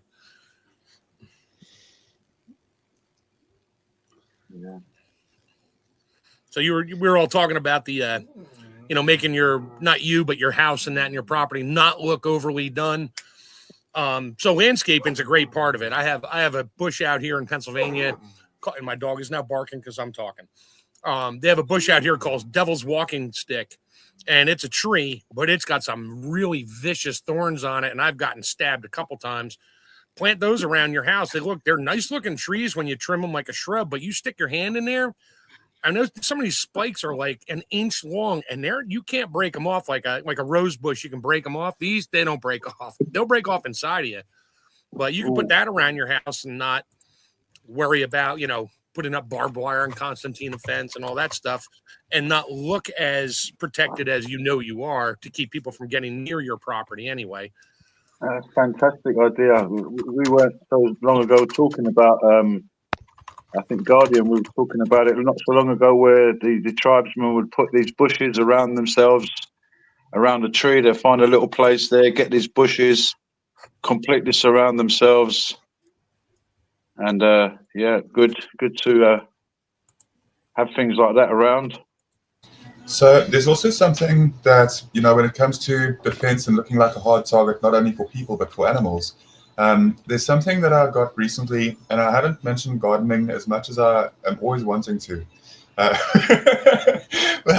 So it really is my passion in my life. I absolutely love plants. I really do. And I'm glad to have the opportunity recently to actually work with a lot of plants as well. But we come from the dust too. We're very much part of the plants. It's lovely. It's such a good thing. And I think that the people usually that are attracted to plants, fortunately, are usually usually positive and nice people too. But there is a specific plant that is called the Kai apple, Kei apple, right? And the interesting thing about it is, as a barrier, as a defensive hedge, it was actually used in South Africa as a deterrent for lions. So it's that good of a barrier and a hedge. And there's a lot of other hedges that a person can use as well, but one that is specifically edible, is extremely good. And that's why the Kai apple is so amazing if you live in an area where it will grow well. Specifically, warmer climates, and you can always use it depending on your specific area and find out if it will actually grow well in your area as well. But something like that is amazing. And there'll usually be even if it's not exactly a Kai apple, or a specific plant in your area that has got, more of an aggressive thornage to it as well. So it has a lot more capability to be defensive and is potentially edible too. So if you can find something like that, you're sorted. Yeah, even in the States here, in the mid-temperate zones, you got summer, winter, and all that. Like raspberry bushes, wild raspberries are just annoying. You can try to pick the raspberries on the side of the roads down here in certain areas. Yeah, you'll get raspberries. You're going to get poked a whole lot of times doing it because they just got thousands of little thorns. Yeah, I was actually that person that did go out of my way to pick wild raspberries. Yes, those brambles really suck. Oh, I do it all the time. The fun thing is, I don't care. Like I said, those berries are worth it. They're absolutely worth it. I think we should have a little competition here. Who can make the most prickliest suit? So let's do a porcupine sort of competition type of who can make a suit out of raspberry bushes. What was that bush called in America? A suit means something to put on? Yeah, something to put on where you've got, so we're talking about how to look like a hard target. Yeah, so you're going to have a problem putting it on. Well, are you talking about making a ghillie suit out of raspberry brambles or something? Yeah, so you roll up like a hedgehog or a hedgehog suit. There's a place, the Russians come up with this anti-bear attack suit, and it was basically it was like a dark suit that was covered in spikes to stop people getting attacked by bears. Just Google it and you'll probably find a picture of it. Russian bear suit. Okay, you test it out first. Oh, okay, Vlad, it's your turn. Get a picture. What happened to John? That suit didn't work. Not enough vodka.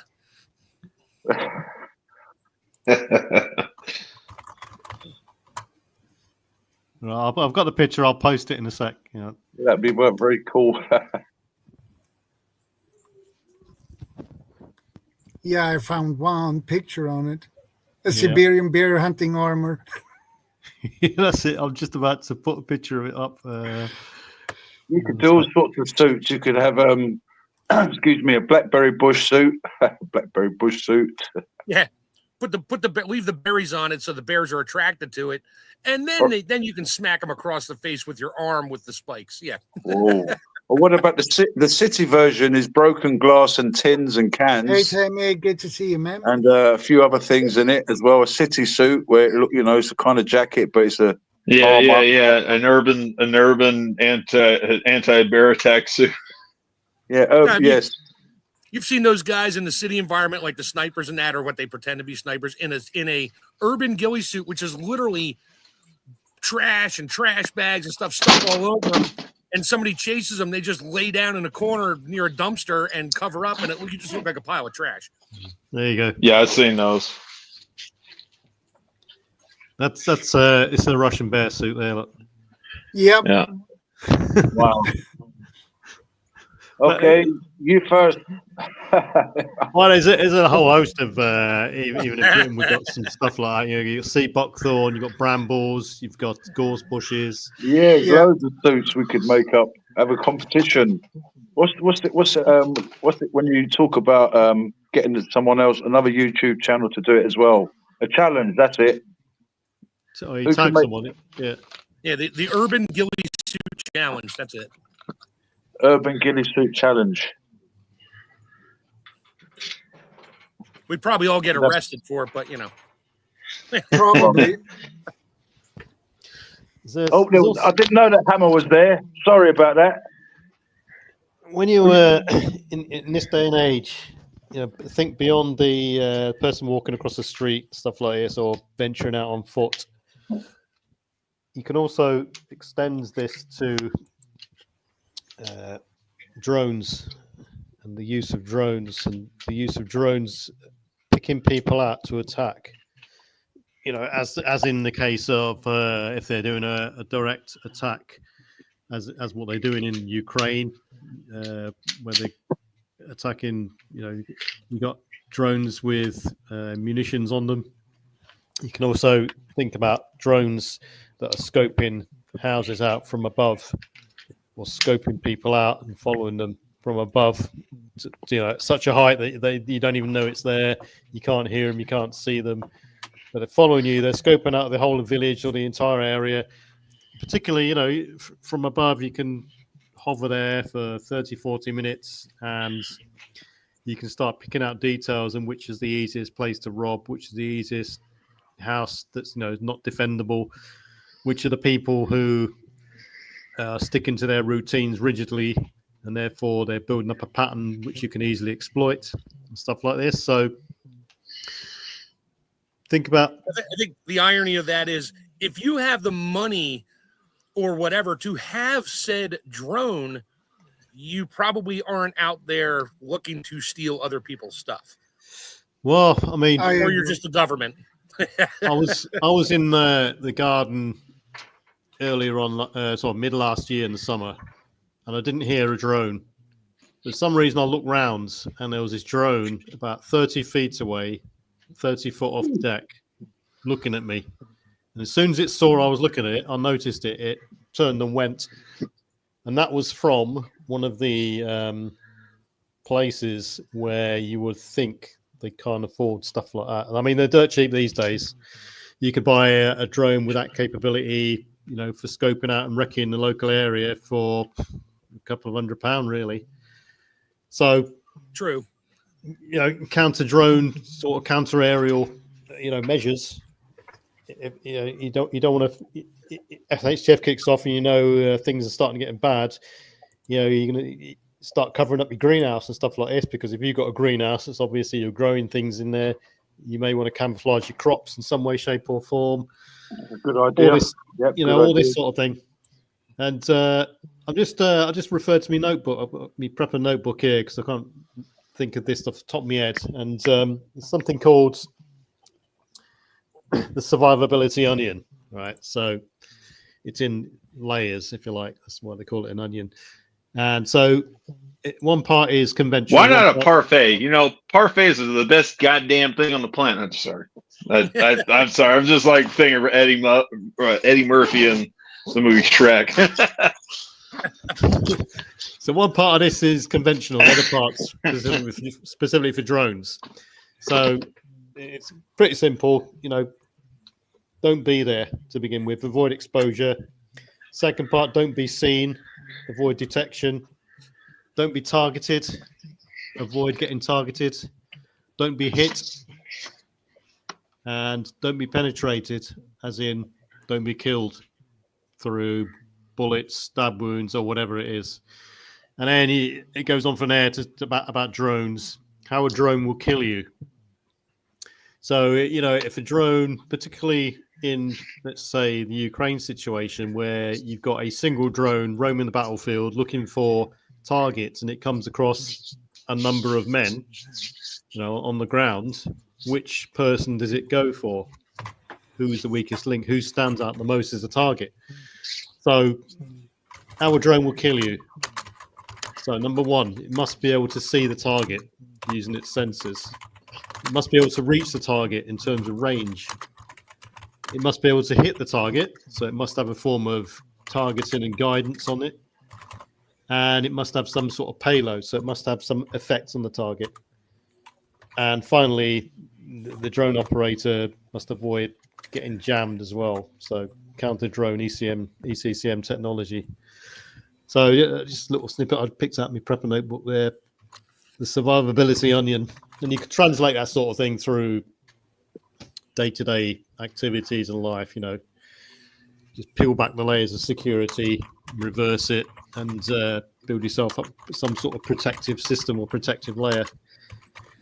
This can go from anything from walking along the street, going back to your car at night, late at night, how you defend your home, how your home is set up all the way through. I mean, it only takes a bit of thought, really. Just look at your situation, analyze the situation, look at what you're doing, pre-plan outings, all the what ifs, all the actions on in case, and so on.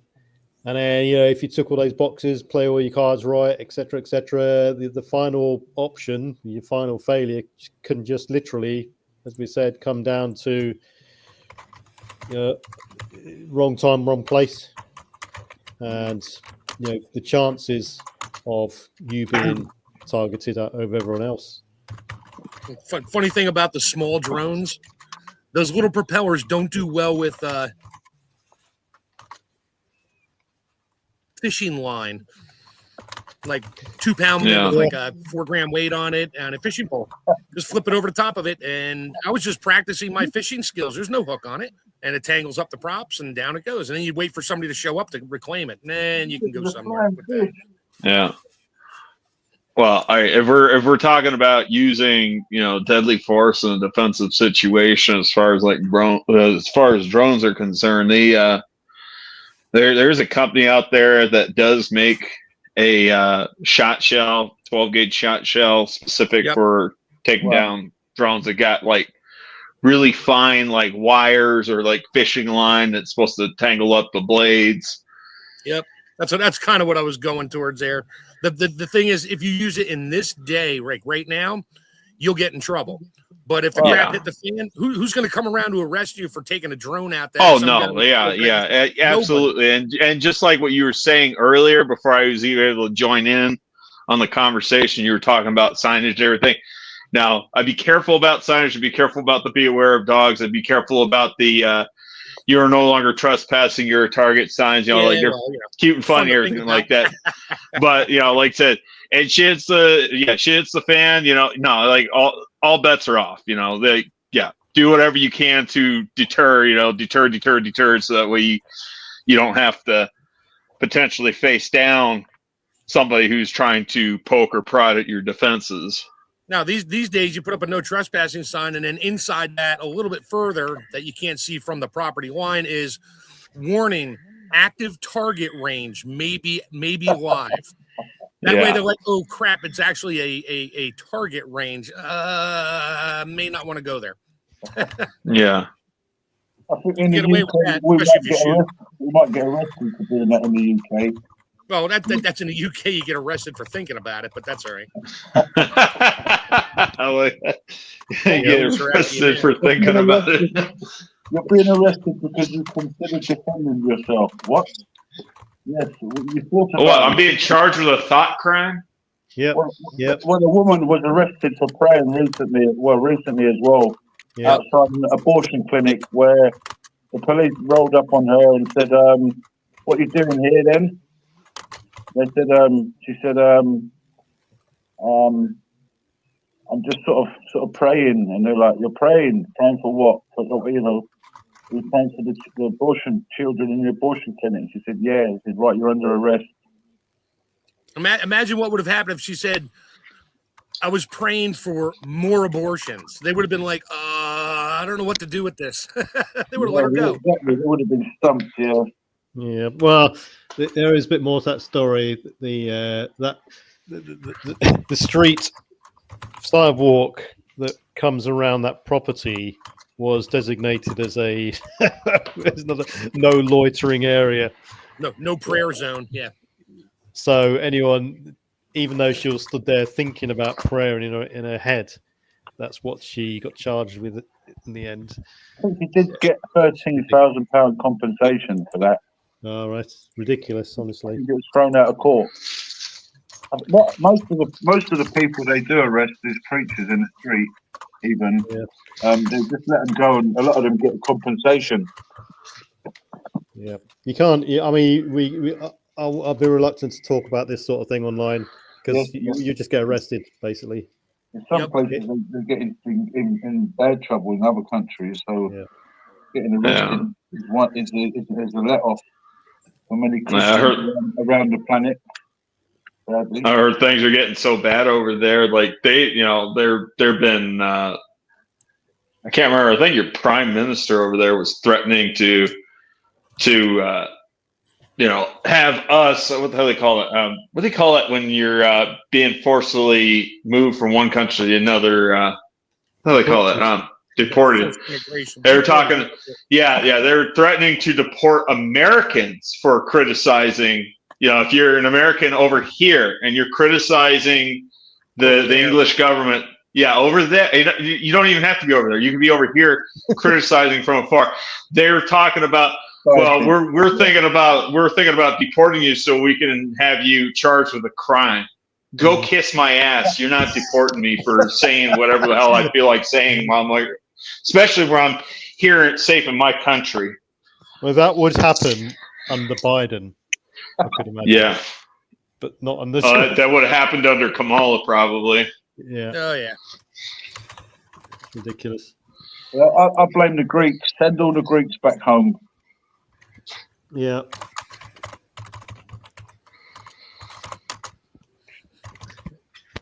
So I mean, based on all this, I would not go out on my own anywhere these days.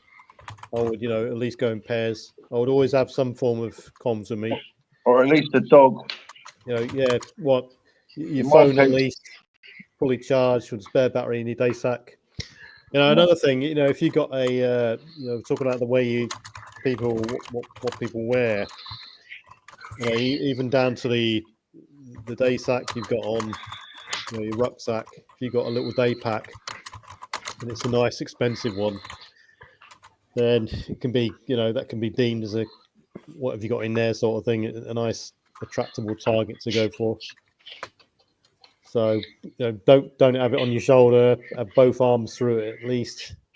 If you're that worried, put the waistband on as well. If you're sitting down in a cafe, put one foot through the shoulder strap loop and stuff like this, because same with handbags. Don't put it on the side of the chair because people can just run along, snatch it and run off with it. Easy target. Simple as that. Speaking about that type of thing as well, since I started, I can't tell you guys how easy it is to get trapped up in this, right? But when you start using a moon bag, so I'm speaking about from the 70s, 80s era, when moon bags were quite big. Speaking about just a regular moon bag, the bag that you wear around your waist, that's got the space. Oh, fanny pack? Yeah, fanny pack. Fanny pack, that's it. Exactly.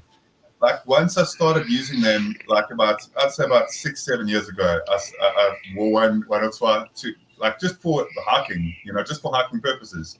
And it was so convenient that ever since 6-7 years ago, I cannot really just imagine myself doing, for the most part, like what I usually do when it comes to like my fitness and stuff as well, and like a lot of what I do on in my activities, even now with like working with plants the way that I do and everything. I absolutely have to tell you guys that as soon as you start using them, it's almost impossible to not use them, because like you just have the capability for defensive reasons as well. Like all of us have the capability to keep all the important things and potentially something of defensive purpose with you at all times. So like, and in a very concealed way. And people look at like the greatest thing is it looks so stupid in a certain way as well to a lot of people. So they don't see it as anything like anything threatening at all. Oh no, he's got a fanny pack on. You know what I mean? I was gonna say, there's a guy that I'm subscribed to.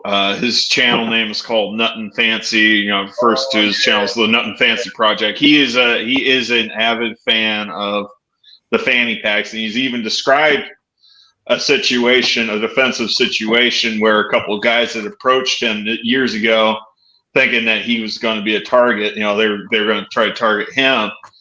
And little did they know, you know, he had a full framed, I don't know, I think it was like a Glock 19, you know, full frame Glock 19, you know, magazines, everything, all tucked away in that fanny pack. And all he had to do is, he didn't even have to pull the weapon out. All he had to do was present in such a way that the guy knew that he was packing heat, and was like, you know, he basically asked him a question: do you really want to go this direction or something like that? You know, asked him subtly. Oh, come on, we know what he really said. He said, "Do you feel lucky, punk? Well, do you?" Yeah, no, he's not a braggadocious, you know, Clint Eastwood type. He's actually kind of a soft-spoken kind of guy. The greatest part to Nuttin' Fancy, and one of the reasons why I've been following him forever as well, is also the adventure motorcycle part of what he does. You'll find it really funny, Dios, if you go to Urban Preppers videos and you type in Urban Prepper towards Nuttin' Fancy. There was a fanny pack video that they actually got me to send in like a little clip as well. During the time, it was like, I think about 7 years ago, right about the same time, we were speaking about the fanny packs and stuff as well. And yeah, it's on that Urban Prepper video, which is pretty funny. But the thing is that once you really use it, it really can become so like amazing to just have, because of the utility part of it. And even with motorcycles or something, like, because I usually use like a motorcycle compared to a vehicle like a car, having it with a motorcycle where you can put it directly in front of you like that, it's just incredible. It's so easy to access all the time. I can put my wallet and my phone in it, and like at any time, you can imagine, right? Yeah, pull out your insurance, your registration, your license, if you got to present that to a law enforcement officer or something like that. Precisely. Well, it's kind of like me. I started wearing cargo pants because while I was in the Navy, because the Navy uniform, it's cargo pants for the Navy working uniform. Well, after I got out as a civilian, I opted to just wear cargo pants. I went away from wearing jeans, and I just wear cargo pants all the time. In fact, my favorite type of cargo pants is the carpenter style cargo pants. So you got the loops, additional loops down by the lower pockets that you can put a hammer or some kind of tool in there, and it's kind of handy, especially if you're doing projects around the house. But like I said, I love wearing cargo pants because I can carry so much more EDC with me so much easier than I can with just a regular normal pair of jeans. That's a good idea. I tell people all the time, from here on in, people start getting used to wearing outdoor clothing, because you never know what's going to happen, where you're going to be. And, you're better off if you're wearing outdoor clothing. A lot of people are stuck in fashion.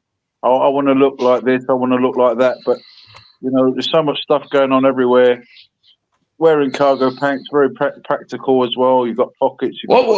There was a couple of girls. I don't know if they were like OnlyFans models or what they were. I just remember being on the headlines a couple months ago. That might have been like 4 or 5 months ago at this point in time. They were out boating. They were on like this fancy yacht. They refused to wear life jackets, even though they were advised to do so. And the boat ended up sinking. And the only reason why they didn't want to wear the damn life vests is because, it would affect our tan lines. Well, the boat ended up sinking, and they ended up drowning. Wow. But they ended up drowning in the name of, looking fashionable. You know what I mean? Well, yeah, I mean, if I could actually carry a parachute on an aeroplane with me, I would.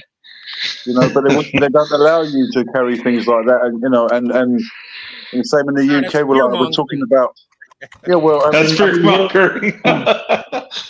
we're talking about the UK as well, not being able to defend ourselves, and we're having to be like PB was saying, having to be extra vigilant and extra aware, and then someone in the chat line was saying, well, is it okay to be you know, too vigilant, but you can't be vigilant enough in the UK. Oh, and going back to what Guardian was saying about these packs, I wasn't laughing at the fact that you had a pack because I've got all sorts of those kind of packs. I was laughing at the chat because they were, you know, Slippery was saying, laughing at fanny pack, and then preparedness veteran said as well, bum bag, and you know, just laughing at that.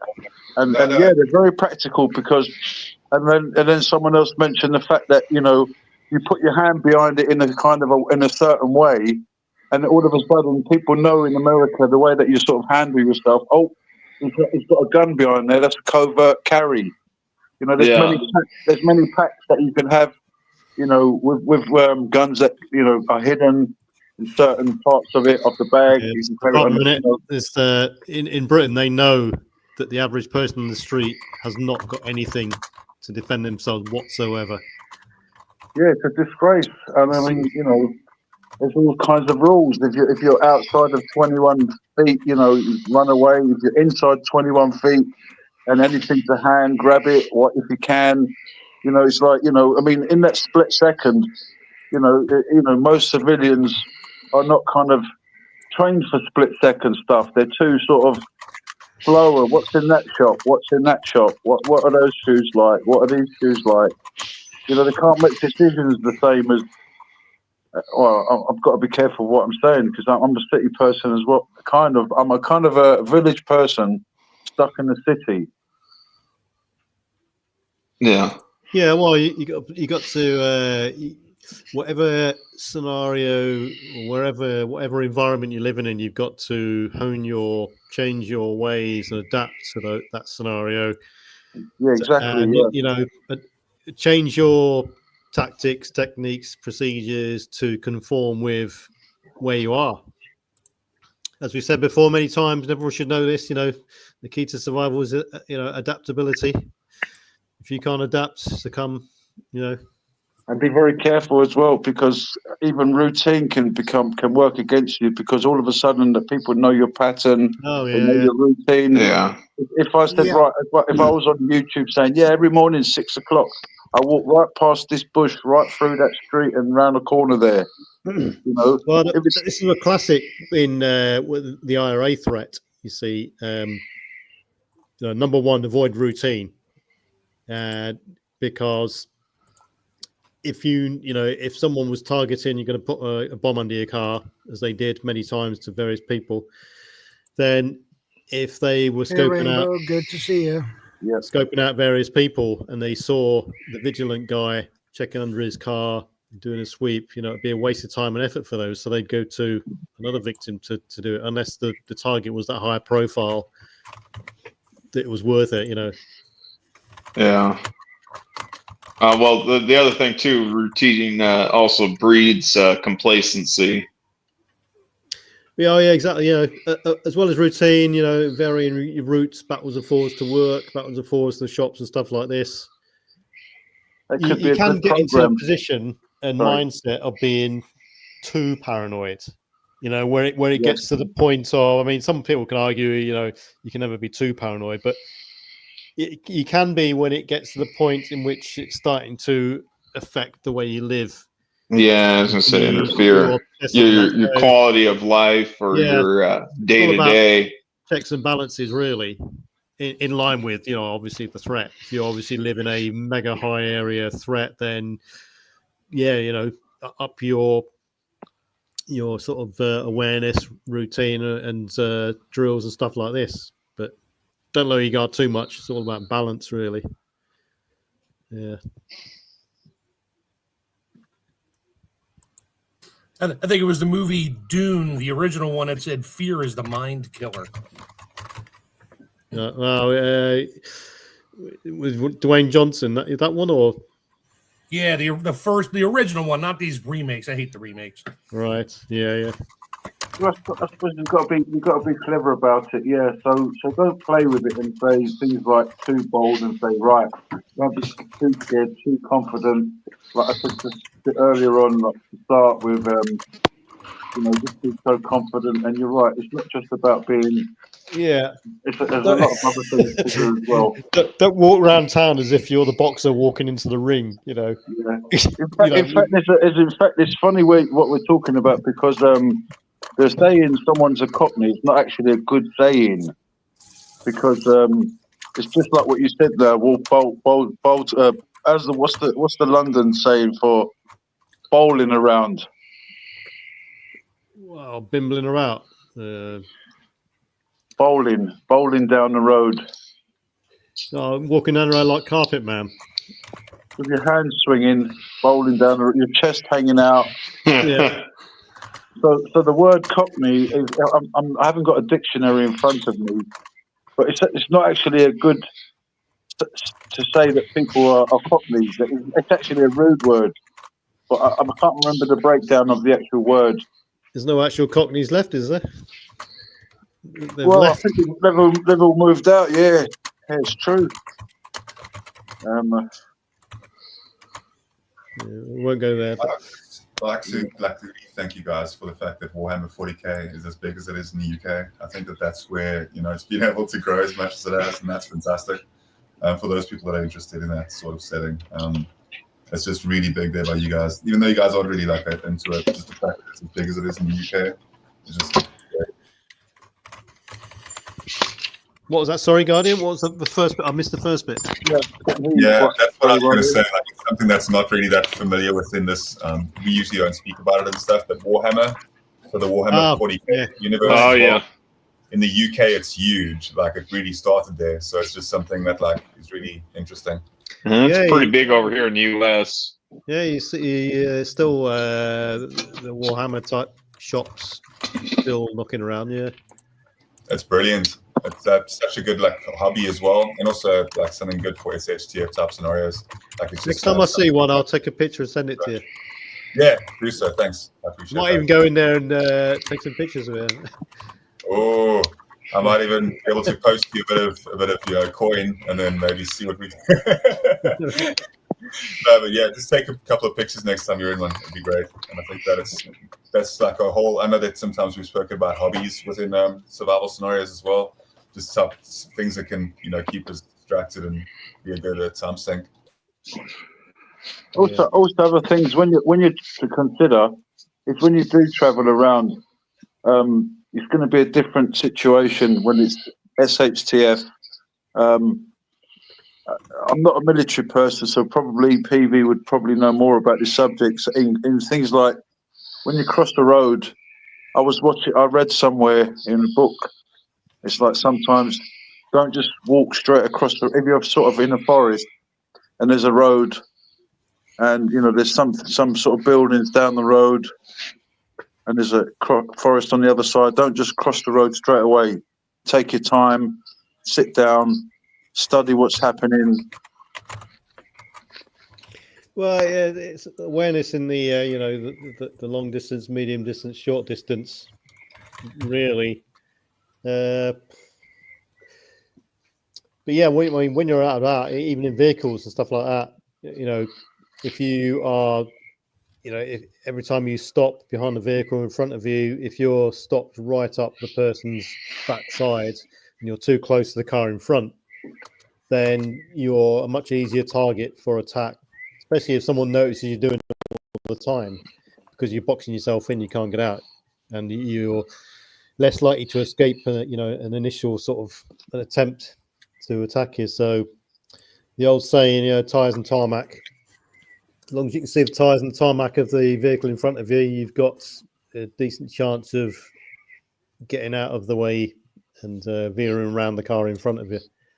Yeah, well, aside from self-defense, just being a defensive driver, you want to have some space between the vehicle in front of you you and the other vehicle, because somebody behind you not paying attention, or somebody even several cars behind you not paying attention, texting on their phone or whatever like that, they plow right into you, plow right into all of y'all. Your vehicle can get sandwiched between the other vehicle and ahead of you. The other aspect too is, it's just say that vehicle breaks down in front of you. You got the ability to safely maneuver around, get away from that other vehicle. And that's, like I said, that's if you're stuck in traffic kind of situation. If you're traveling down the highway at freeway speeds, it gives you a little bit more time to react. If you're a great deal of distance away, in truck driving, we practice being basically about 8 seconds away, 8 to 10 seconds away from the vehicle ahead of us.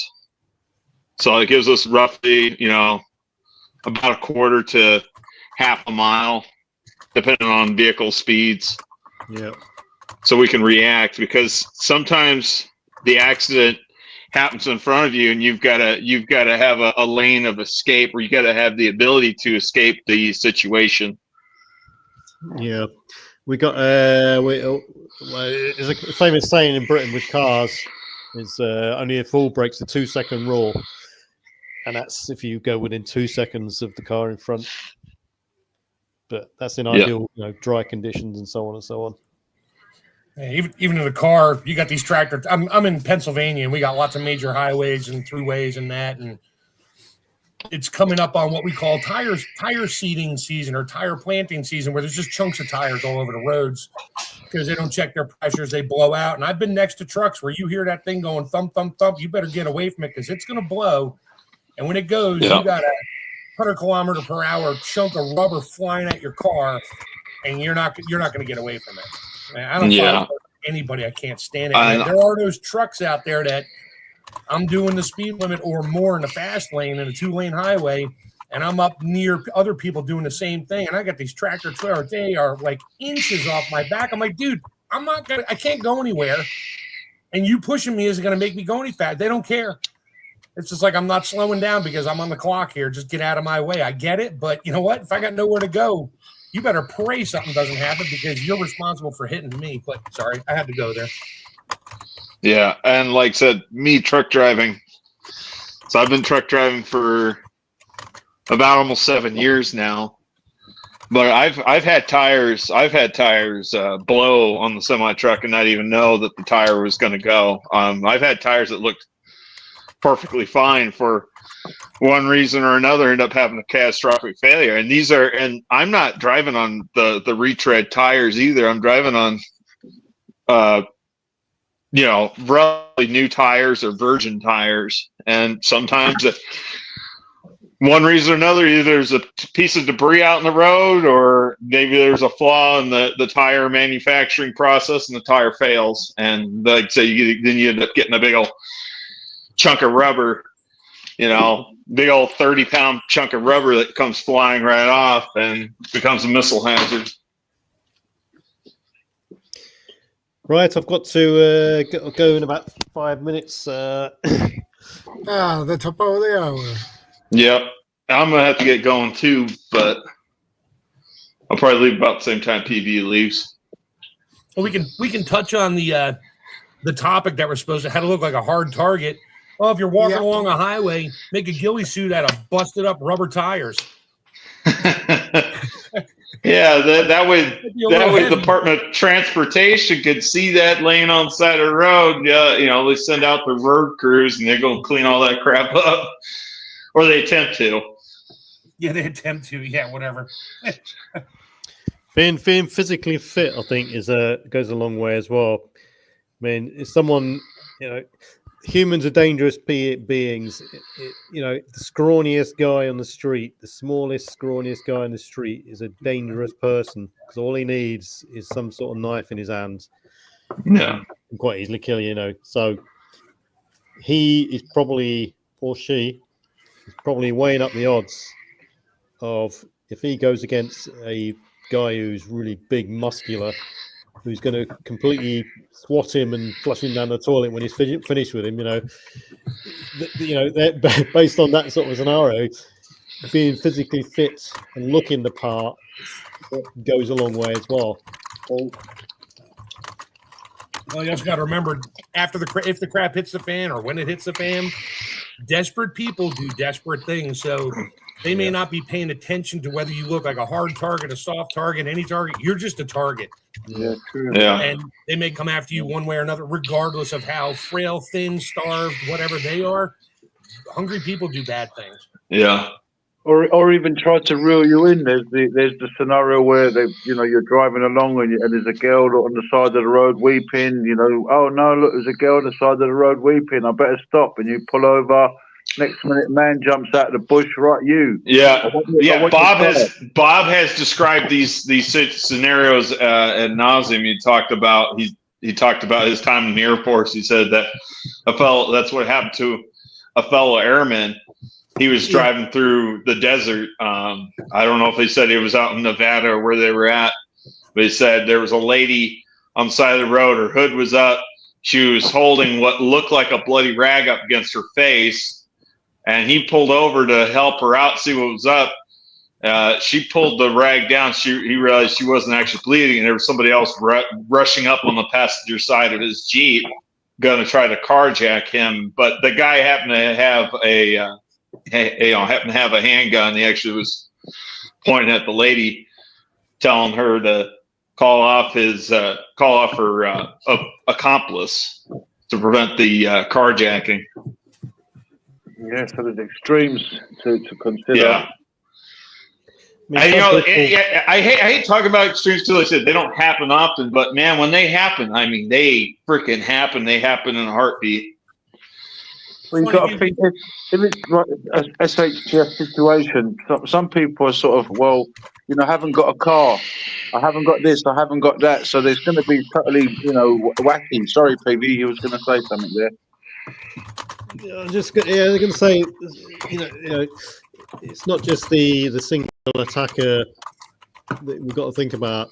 Some people that because they work in groups, they'll have one person ahead. Say asking questions, have you got the time, or can you give me probing? Can you give me directions to so on so? And if you don't engage with that person, just walk straight on. They'll probably his buddy down the road will probably leave you. If they come across as someone who will engage you and is going to get drawn into the conversation, then to that guy, the initial contact is you've just given directions to someone. You carry on walking. The actual attacker down the road, his buddy, will do the same thing. Draw you into another conversation. Can you give me directions to so and so? And then he's got you there. Your stage one has been passed. You can get drawn into all sorts of scenarios then. Whereas if you don't engage with these people, that's another tick in the box to survivability. The old wolf trick. Yeah, come and chase me. I'm an easy target. Come and get me. Yeah, that was the scenario that I was going to talk about right there, Dario Love. Yeah, they'll have somebody out there presented as defenseless, or somebody that needs help or whatever, to make you bring down your defenses to attempt to assist. And this is, no offense to people, even to feel brave. Yeah.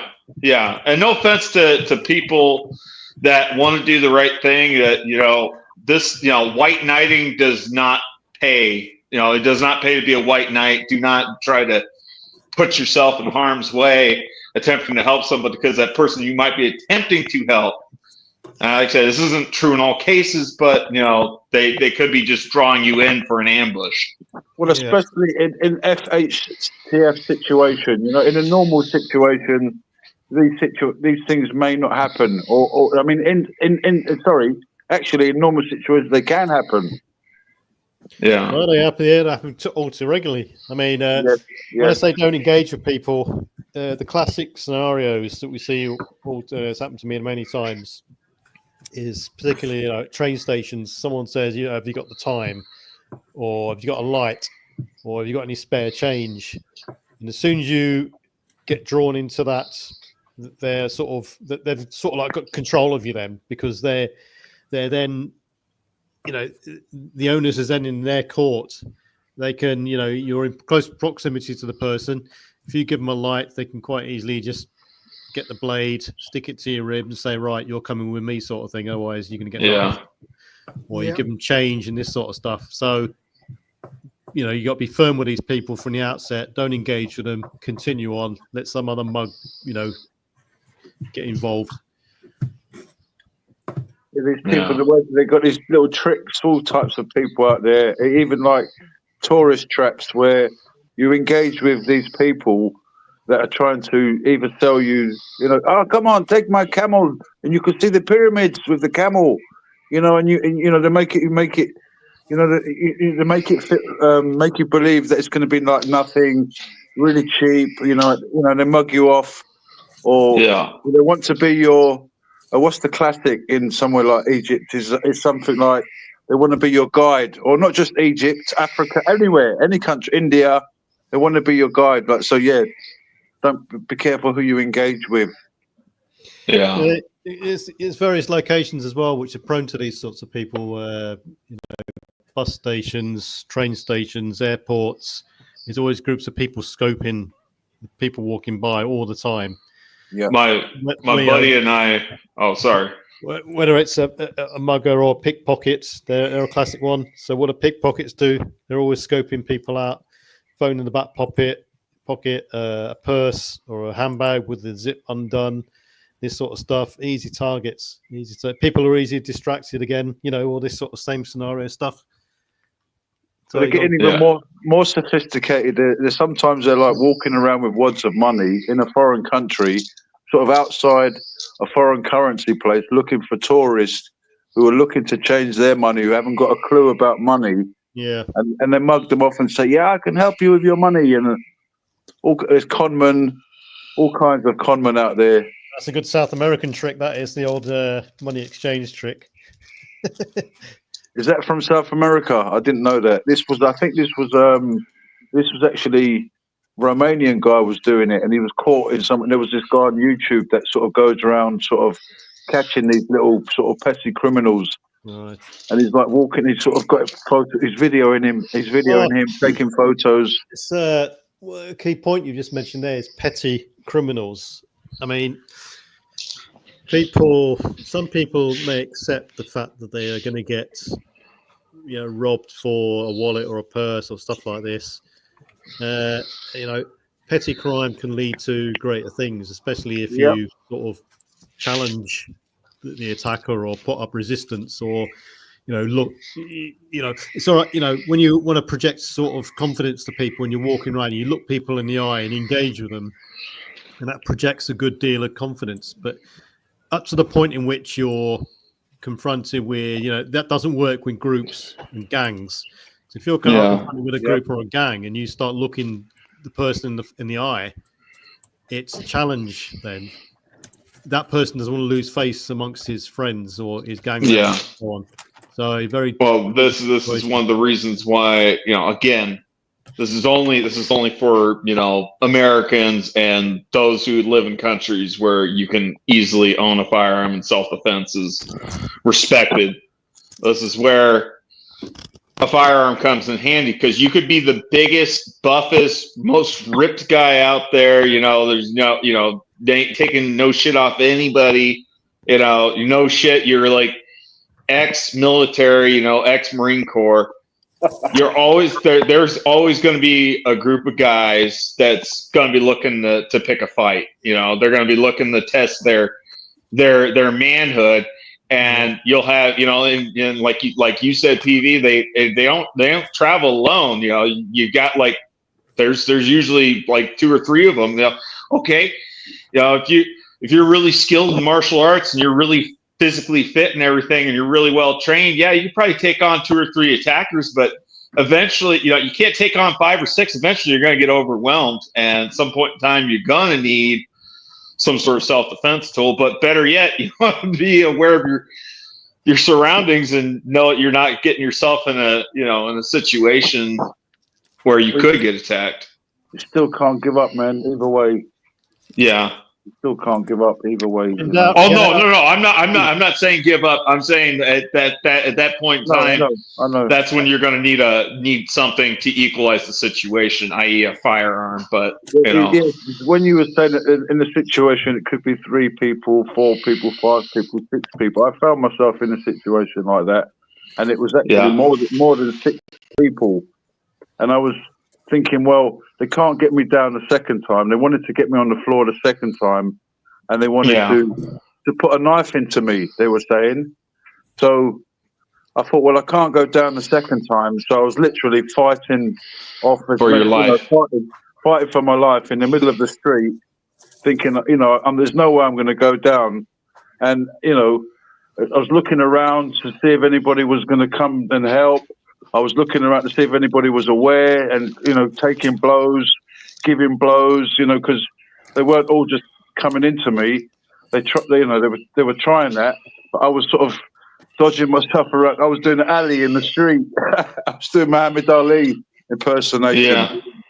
And anyway, at one point I was like, try to look even more dangerous. Like, I was like, what, I was trying to sort of talk to myself and say, right, you're going to get even more messed up, guys, like that. I said to them, and for some reason, they all sort of looked at each other, and they're like, at one point they said, let's stab him, and then they said, let's just go, and they all just ran off. Yeah, yeah. And I know there's some situations too where like you take out you take down the 2 biggest, strongest guys, especially when it's like a decent sized group like that. Usually the rest of them go scattering to the winds. Well, I got the first one with a tin of sweet corn into the face. Yeah, because I was coming home from the shops with a tin of sweet corn. I needed some tin of sweet corn for my dinner, and there was some something that did happen with this group of guys that were doing drugs on my block, on the back of my block, and they were terrorizing my whole build. I did make some videos on the subject, and anyway, they took out their wrath on me. I was the one that told the council they were doing what they were doing, but it wasn't just me. It was the whole block got involved. Everybody was sending emails, what they were doing. They were littering the place, terrorizing the block for months and months. And please tell me after all this was all done, the Bobbies didn't pick you up and arrest you. No, they didn't. No. Yeah, because that would really piss me off. Like, okay, this is getting beyond ass backwards. But they did have a good look around when they came into my place. They said, "Oh, bow and arrow. Oh, that's a K-bar BK9. Oh, that's interesting. Oh, a hand pistol. Anyway, I don't want to say. Yeah, you're right. Be careful what we say online. Right. I've got that's me. I've got to split for now, Shadow. Yeah, no problem. So all right. Talk to you later there, PV. Yeah, no worries. Have a good weekend. Yeah, I've got another busy week coming up, so I might be in a different location next week. We'll see. Right, so we'll catch you later. Dior, Shadow. Yeah. The real Mark. Take care. Yeah. See you in a bit.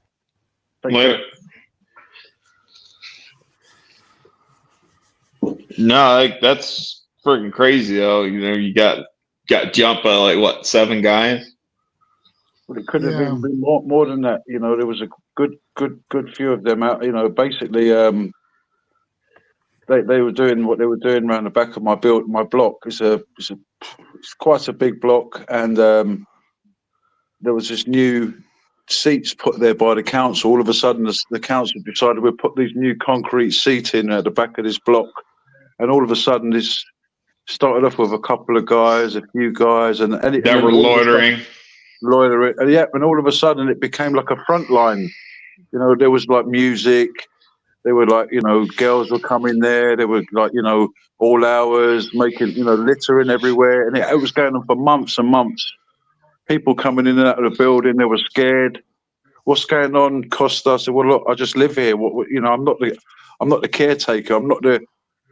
Yeah, you're not the building manager. The security guard. I just live here, And they're like, okay, well, I said, just email the council. And we all did that. We all sent emails. We was all complaining, phoning, whatever you.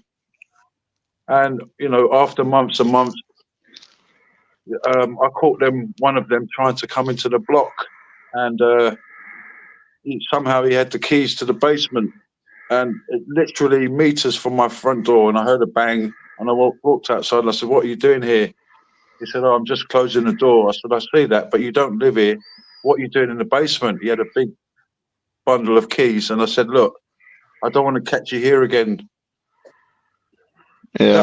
That was it, I thought. About a week later, I walked past this off license, and they were all this big gang, and one of them approached me.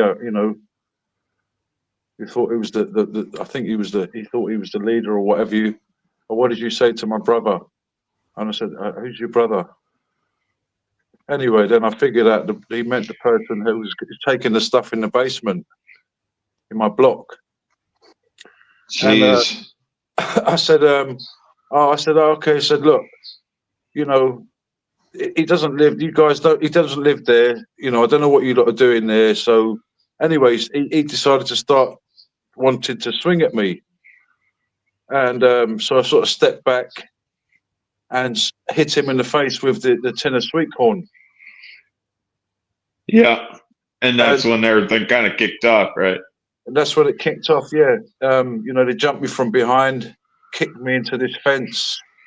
That's when I cracked my nose, and then I jumped up straight away, and I thought I can't go down the second time. That's when I told you about the story. So initially, he sort of, I was trying to get away and not get into sort of a confrontation. I was like, I don't know who your brother is. I don't know what you're talking about. And then I sort of realised who he was talking about, and I said, well, look, he doesn't live there. I don't know what he's doing there. And I tried to walk away, and he put his arms in front of me, and he's sort of putting his hand in my face. And I sort of looked around to see the gang, the guys were there. I was aware they were there, but I didn't think they were going to jump me. But yes, they jumped me. And yeah, where is your community then? It happened in Broadway, right outside the shops.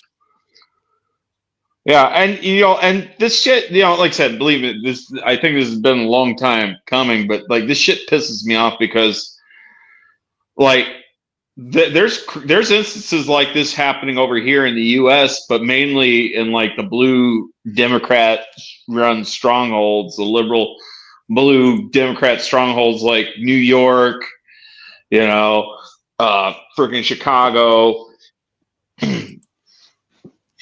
Illinois, California, because they're trying to desensitize people from, stepping up and defending other people, because like people that do step up and defend, even successfully defend, like take for instance that subway attack that happened in New York City, New York, back in May of 2023.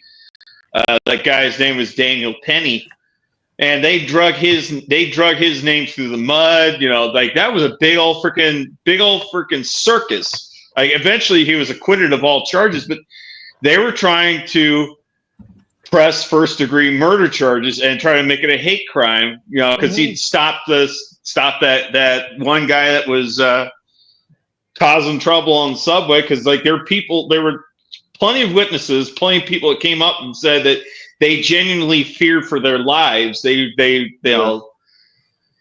this, literally Daniel Penny probably saved some lives that day, or at least saved some people from getting seriously hurt by stopping that guy. But the district attorney over there was hell bent on, pressing the criminal charges. Like I said, he spent some time in prison while he was waiting for the final disposition for his charges. But yeah, no, they're doing that over here too. Like I said, they're desensitizing. They're trying to make it so we can't even come defense of others, let alone defense of ourselves. And and then that age-old question is asked. What's that? Look at the cause and effect of Daniel Penny. Literally now people don't want to help because So what Yeah. happened to the other subway one recently? I'd rather not say because it was absolutely disturbing, but somebody died of miserable death in a subway car because they were burning. And Oh, yeah. even the cop just walked right on by. Didn't even look at it. He probably saw it out of the corner of his eye and said, yeah, I'm not getting involved. Yeah, I saw that. That's just some sad stuff. But this is their cause and effect. They want, I mean, me saying they, whoever they are, it's like they want you to be afraid to not do anything, to not say anything, to not see something, say something. I just want you to just go about your business there, buddy. There's nothing to see here. You know, the programming the people. Yeah. It goes against their agenda when there's people out there saving people. They want the people to depend on the government for everything, and it's totally ridiculous because, like, you phone up the police and say, "We're being attacked." Yeah, wait for the police; they'll be there in a minute. Yeah, it's imminent that we're going to be jumped on in seconds. Yeah. What's the saying? What's the saying? Wait for us, please. Wait for the police. Yeah, but he's attacking me now. What do I do? Yeah, we're coming. Don't do anything. Yeah, I'm going to start hitting back in self-defense. Yeah, but don't do that. Don't do that. Wait for us. It's dangerous in self-defense. Yeah, but he's hitting me. Yeah, just wait for us. The government is coming to help you. Yeah. Yeah, but this, you see, so they don't want people to. Yeah, it was the saying when seconds count, police are only minutes away. Yeah. That's the saying over here. The average response time, you know, and most, it's like in any given jurisdiction, you know, at least as average across the board as far as the U.S. is concerned, average response time for most police, most jurisdictions is going to be about 20 minutes. Like I said, that's the overall average. Doesn't matter if you live in a rural area, if you live in urban setting or suburban setting, average response time, you're looking at about 20 minutes, depending on the severity of the emergency. Yeah, and depending on the location of the responding officer at the time. And that was terrible to what happened to that person on the train. That was actually terrible what happened to that. You know, that was no, you know, and this is the sign of the times we're living now. And this, this is the dangers out there. It's actually, we can argue if it was said how many fold more dangerous is it now? You know, is it 10-fold, 100-fold, 1,000-fold, or is it millions of fold? Because when I say, what are you talking about? The real love survival. What am I talking about? When I say millions, if an individual person wanted to go and stab, if one day, you know, a lot of people decided to just go and stab people or go and hurt people, it can be done. You know, it's you know, the danger. And the sickening part is there will be blue liberal judges that will go out of their way to prove that they're not racist or phobic or whatever, and exonerate them, exonerate these people, or, you know, not even charge them with the crime. You know, it's like, oh, you just, you know, one of my favorite channels I've been recently listening to is he called his YouTube channel is called Actual Justice Warrior. He's from New York. He's got the New York accent and everything, but it's funny. He's like, these little black baby Aladdins, they never done nothing. You know, they're little innocent black baby Aladdins. I love him. He's a riot, man. He's pretty funny. He's calling out all the nonsense that's been going on. I just like him. You know, he's pretty good. Yeah, crazy times out there. Yeah, it is. Like I said, it kills me over there in the UK that you could be a victim. You could be a victim of a crime. You could be a victim of an attack. You could be a victim of a mugging. You could be a victim of a home burglary, a home invasion, robbery. You could try to defend yourself, and the courts will still go out of their way to prosecute you and make you into the criminal. And I wish there was some better recourse for you people over there. I really do. But at the same time, you guys kind of did vote in the parliament that you got, and I'm hoping that things, you know, like Guardian was saying, it's like a pendulum. It swings back and forth. I'm hoping that, with everything that's going on over the U.S., because things are starting to, they're going to slowly start changing for the better over here eventually.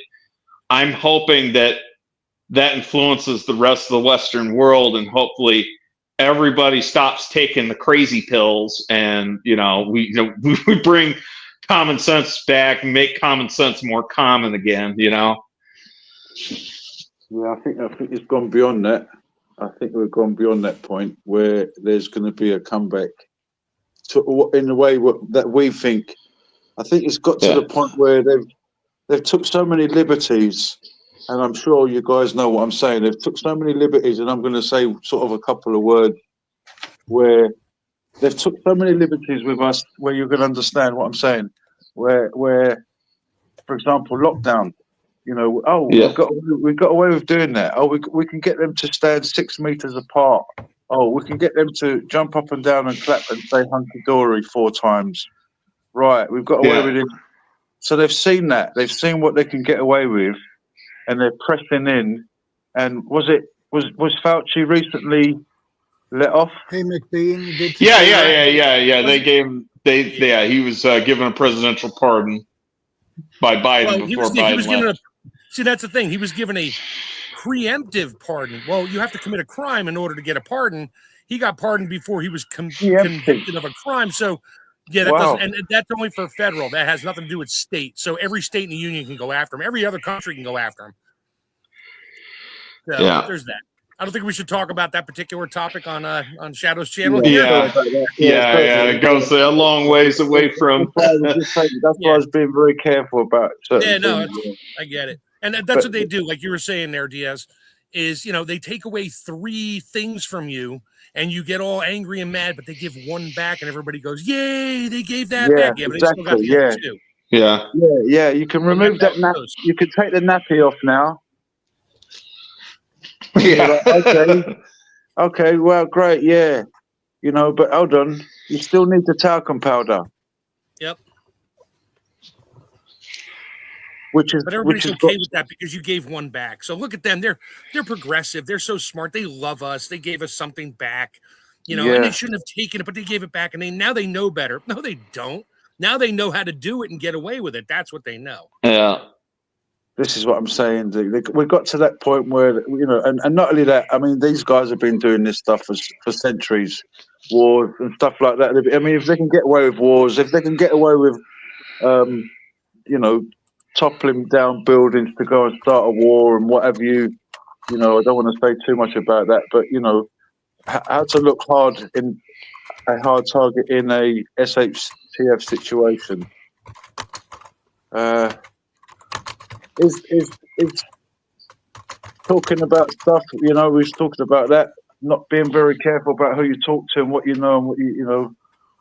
Why are we scared about what we're talking about?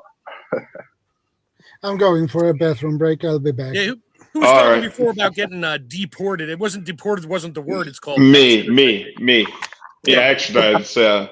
Yeah, they want to extradite you. I reckon everybody should get imported back. Imagine if all the Italians had to go back to Italy, all the Greeks had to go back to Greece, all the Spanish had to go back to Spain. Yeah, don't name any other countries right now, but we know what you're talking about.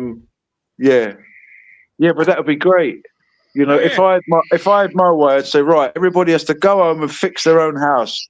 Yeah, if you're that, why did you come here if we're bringing in the best? Leave America alone, leave Britain alone, leave India alone, leave Africa alone, leave Russia alone. Everybody, who's doing it? It's the business, it's corporations. They're like, what? Yeah. While everybody else is sort of struggling and angry about the situation, you kind of got these shadowy figures coming in and out of the background, still selling Coca-Cola. Yeah. Still selling arms and still sort of, still funding both sides of the war, the campaigns. They sort of seem to be untouched by the sort of chaos. It's like another level of existence. It doesn't touch them. If you're a bank, you're loaning money both sides. Doesn't matter who wins. You still get paid. Yeah, it's win-win for them. So the poor people on all sides are suffering. They don't care about the people. Yeah. No, like I said, people are just. Yeah, the people are just tools as a means to an end. That's it. That's all it is. So they pump You know, them up. we're pump the cannon people fodder. up. We're expendable. Yep. So they pump them up in the meantime. The consumerist market, they pump up the people and say, right, you're a punk. So dress in punk gear, buy that stuff, get the earrings. Another person might be casual, he's into that fashion. So they pump up everybody into being entitled. Well, I'm British. Excuse me, you can't talk to me like that. I'm American, you can't talk to me like that. Or other people all around the world, they say the same thing. Everybody says the same thing. African, you can't talk to me like that. Or I'm Indian, I've got rights and blah blah blah. But the thing is, it's all pumping everybody up, and then they take it away from them. Bam. Yeah. You know, so it's different. We're saying, well, where is the human? Is there going to be any humanity left in SHTF situation? ADS, we're getting so far off topic. We're gonna get shadowed. Well, we're coming back now. We're coming back now. Is there going to be? We're coming back to it. We're coming back to this SHTF though. Is there going to be? All right. To answer your question, will there still be any humanity left? I think there will be pockets of it left, but I think a lot more. There are going to be a lot more people, especially ones that survive. And we're talking about a protracted situation. You know, if you survived a protracted situation, you've either survived from one of two means. Either you're really smart or you're really lucky. But the smart ones, they'll use their best discretion, their best judgment, you know, assess people, you know, is this person worth my time helping? You know, is it worth me putting myself in a potential situation by trusting this individual or by helping them out, you know, like I said, because I guarantee you initially a lot of people are going to, that do try to do the right thing, they're probably going to get hurt. I'm not saying it's going to be the case in every situation. I don't want to dissuade people from helping. I'm just saying, you know, that's the possibility. But I don't think everyone will lose their humanity, but I think people's humanity will be put at a test. I don't know. You know, that might be the ultimate test. Yeah, bearing in mind that all these people were at one point, they were getting so pumped up with, you know, get the latest Xbox, get the latest phone, get the latest this, and, you know, oh, there's a war going on in another country, but it's not going to affect you. It's not affecting us here. But then when all of a sudden it is affecting everybody, you know, the people that were, you know, oh, I'm just going to walk up to this ATM machine, get money out. And, you know, they've got a routine every day. And you know, other people go shopping or other people go food shopping and all of a sudden they can't do it. I mean, preppers do prep for that, though. They do say, well, we do talk to people. And if they're prepped, you know, they're prepped. And if they're not, well, don't come to our house kind of thing. But I'm not going to lie, you know, I'm probably going to be that guy that's going to be like, don't come to my place, because I don't have the resources to be taking in a whole bunch of extra mouths. Like I said, we are getting way off topic, but yeah, I just don't. And if I don't know how long the situation's going to last, I'm less inclined to go out of my way to help people. And it's not because I'm a heartless asshole. It's self-preservation, you know. I'm not going to. Yeah, and I'm not going to put myself in a situation where I'm going to make myself vulnerable. I'm going to put my group safety at risk. I'm going to put my roommate's safety at risk. They're just not going to do it. Like I said, I mean, it's not like I said, it's not to say I wouldn't be willing to help out. It's just like I said, I'm going to have to use my best discretion, and depending on what the situation is. I mean, the ultimate situation in my book is some kind of like either an EMP weapon being detonated or several EMP weapons being detonated, or the sun producing a giant coronal mass ejection, because that's going to bring everything down to basically medieval era as far as technology and everything's concerned. Yeah. And then we're all on our own anyway. So Definitely. Yeah. Yeah. And yeah, that I probably won't be, like I said, I probably won't be helping very many people out, at least not going on my way to help out strangers. Again, like I said, it's not because I'm an asshole. It's just because you got to be smart. And we were already talking about, keeping a low profile and not putting out everything you've got out there, on the internet. Well, same goes for when the shit actually does hit the fan, yeah, no internet. Don't tell the world what you got, and you don't have to worry about it. Yeah. Pretend like pretend like you're like everybody else, and you're just, when gray man. when they're like, oh, okay, the food. If you want food, you got to get your ticket, and then you got to go stand in line over here. Guess what? I'm gonna get my ticket and go stand in line like everybody else, so they all think I'm in the same boat with them. Period. Yep. Yeah. Don't And then run go home outside. and may or may not eat the food, but depends on what they're doing to it. Yeah, and don't run outside and start saying to everybody, "I told you so." You should have got prepped up like me. No, you go outside and you say, "Damn it, I should have listened to that friend of mine who said to put a bunch of extra food in my closet. Now I'm stuck with you in line." Then they'll think me like, "Oh my God, yeah, dude, you're just like me." Wine? Did you say wine? There, some people would say, "Did you say wine?" Yeah. Got to be careful what you say. I mean, I don't drink, but I'm just saying, there's people out there that would be like, or is that an expression? What's that? Something about wine. I have no idea. Never heard it. Sorry, don't know. I thought you mentioned wine. Sorry, my mistake. Oh. Yeah. I should have listened to that friend of mine who said I should stock a little bit of food in the house just in case something happened. Well, here we are. Looks like I'm in line with the rest of y'all, and everybody's looking around going, "Yeah, here we are." Yeah, I had friends that said the same thing. You can all talk about it, but don't give yourself up. Yeah. Yeah. Yeah. Yeah. Like I said, it's not saying I won't help people. I just, it depends on what the situation's going to be.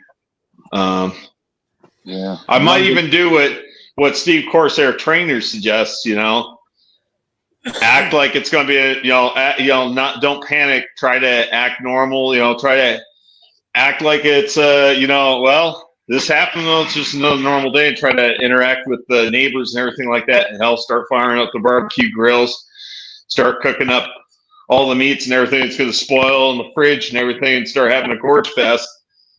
But, I'm going to be low key about some of my shit, Yeah. Yeah, I'll bring out the food that's still in my freezer, but I'm not telling you anything about what else I got packed up here. Yeah. Hell, I might even bring out a couple of my bottles of liquor that I've got stored up, just so, pass it around and everything like that. I might even use that as a means to loosen some people's lips a little bit so we can hear what, other people are thinking or what they have to say. I did that a few years ago. Do a little recon. I go to the liquor store to get a 6-pack or a 12-pack or something for the wife or friends or whatever, go to a house, go to a party, and I pick up 3 or 4 of those little tiny 1-ounce airline bottles of something.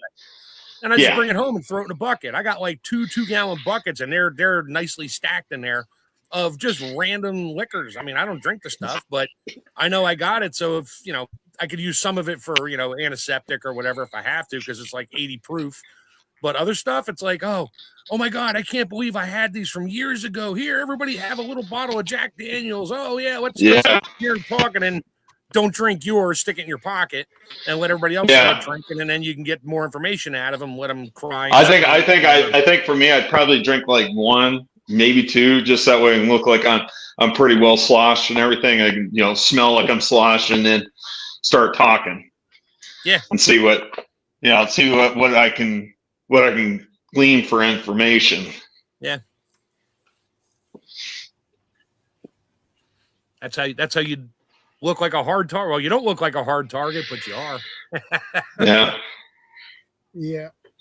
Well, it was like Bob was saying, him and some of the other Korean families, they were having cookouts, and they casually mentioned stuff about I guess like I-5, the I-5 corridor, the Pacific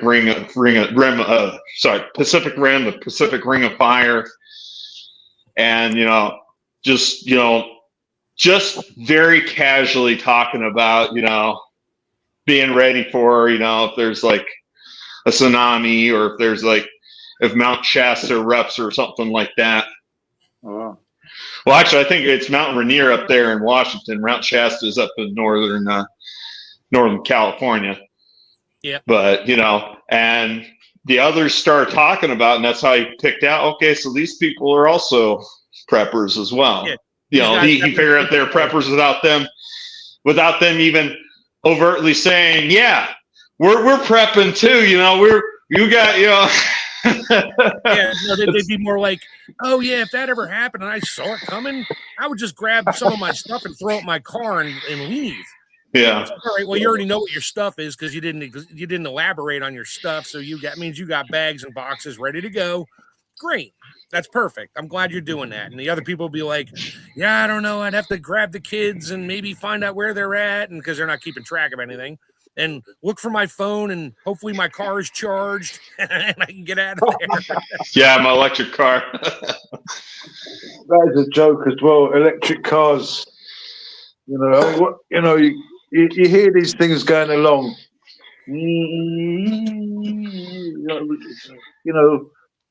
I think that's part of taking away. I heard somewhere where they're going to stop people from having motorhomes in the UK. You're not allowed to have a motorhome. I think something by 2030, and they're all of a sudden now in the UK, if they catch you sleeping in your motorhome overnight on the side of the road, you could get a fine. Seriously? Yep. Oh, jeez. I've even got a photograph. I took a photograph.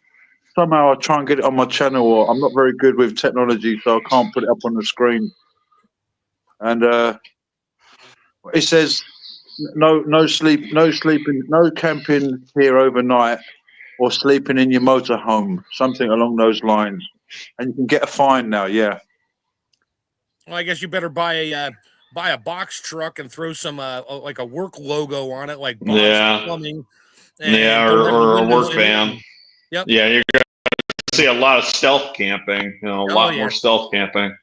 I love watching that. People are going to buy that window tent they put on all the exterior windows except for the one around the driver portion of the cab, and it's going to be so thick it's going to be blacked out. You can't see anything. Can't see looking in at all. Yep. Yeah, there's going to be a lot of urban stealth camping. That van life thing is going to come to fruition.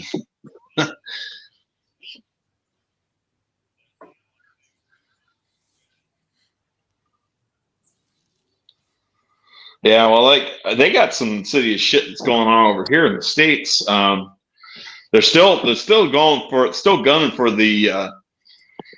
What they were doing the agenda 2021, and then they pushed out the agenda 2030. Yep. Yeah, 2030. I think the new one now is agenda 2050, and that was something that Klaus Schwab was talking about. They're trying to push the 15-minute cities. They're trying to use Indiana as the test bed right now for some of the 15-minute cities in the lower 15 counties in the state of Indiana. They call it Indiana 15 or something like that, Project 15. So,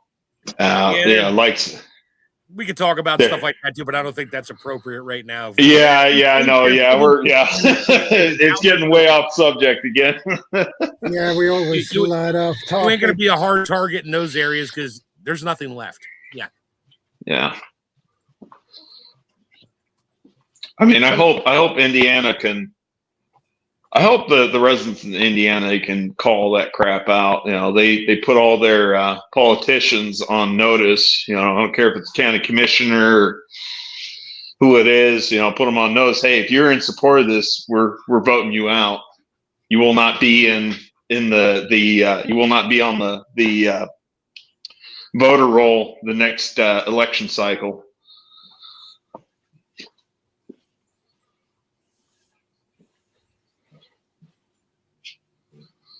Well, this is their answer. They're so intelligent and they're so smart that their answer to poverty is to just kill people. Yeah. And you know, well, let's just scrap these old sort of fossil cities and let's create electronic cities where everything's like, you know, electronic cars, electronic sort of subways, you know, AI, you've got robot hoovers, because everyone's so lazy to hoover these days.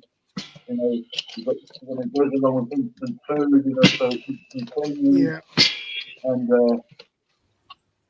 wow.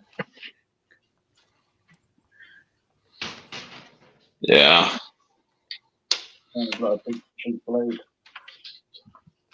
So everything's like instant today. And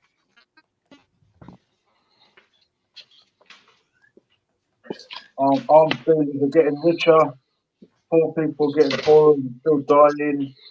And you know, it's so sad that you've got a lot of people around the planet preparing for all kinds of stuff. And you know, everybody else is going to McDonald's and Burger King, and you know, they look at us like we're nuts, and a lot of us maybe look at them like they're nuts, and it's just so much confusion, and it's hard to imagine that there's people profiteering from all this, even. You know, Oh yeah. The thing that pisses me off, okay, and look, I'm not some elitist, okay. Look, I ain't got nothing against people, you know, if you're poor, if you're on, you know, if you're struggling financially, but you're trying to make it and you're trying to make the right decisions. Now, the ones that are financially irresponsible, you gain no sympathy for me. But the people that I absolutely cannot stand are the bums, the ones that willfully, go out of their way to panhandle, live in a tent, live under a tarp, live in a busted down, broke down RV or an old school bus or in a van or something like that on the streets. People that are absolutely under no circumstances productive members of society. They don't do anything, and all they do is they get drunk or they get high, and that's all they do. That's all they want to do. That's all they ever choose to do. They don't want to live in the homeless shelters to get themselves, or in a halfway house to get themselves back on their feet, because they know that that's going to require them to do like a 12-step program, or to get themselves cleaned up. And a lot of these people, they don't want to clean up, and I do not particularly feel sorry for these people.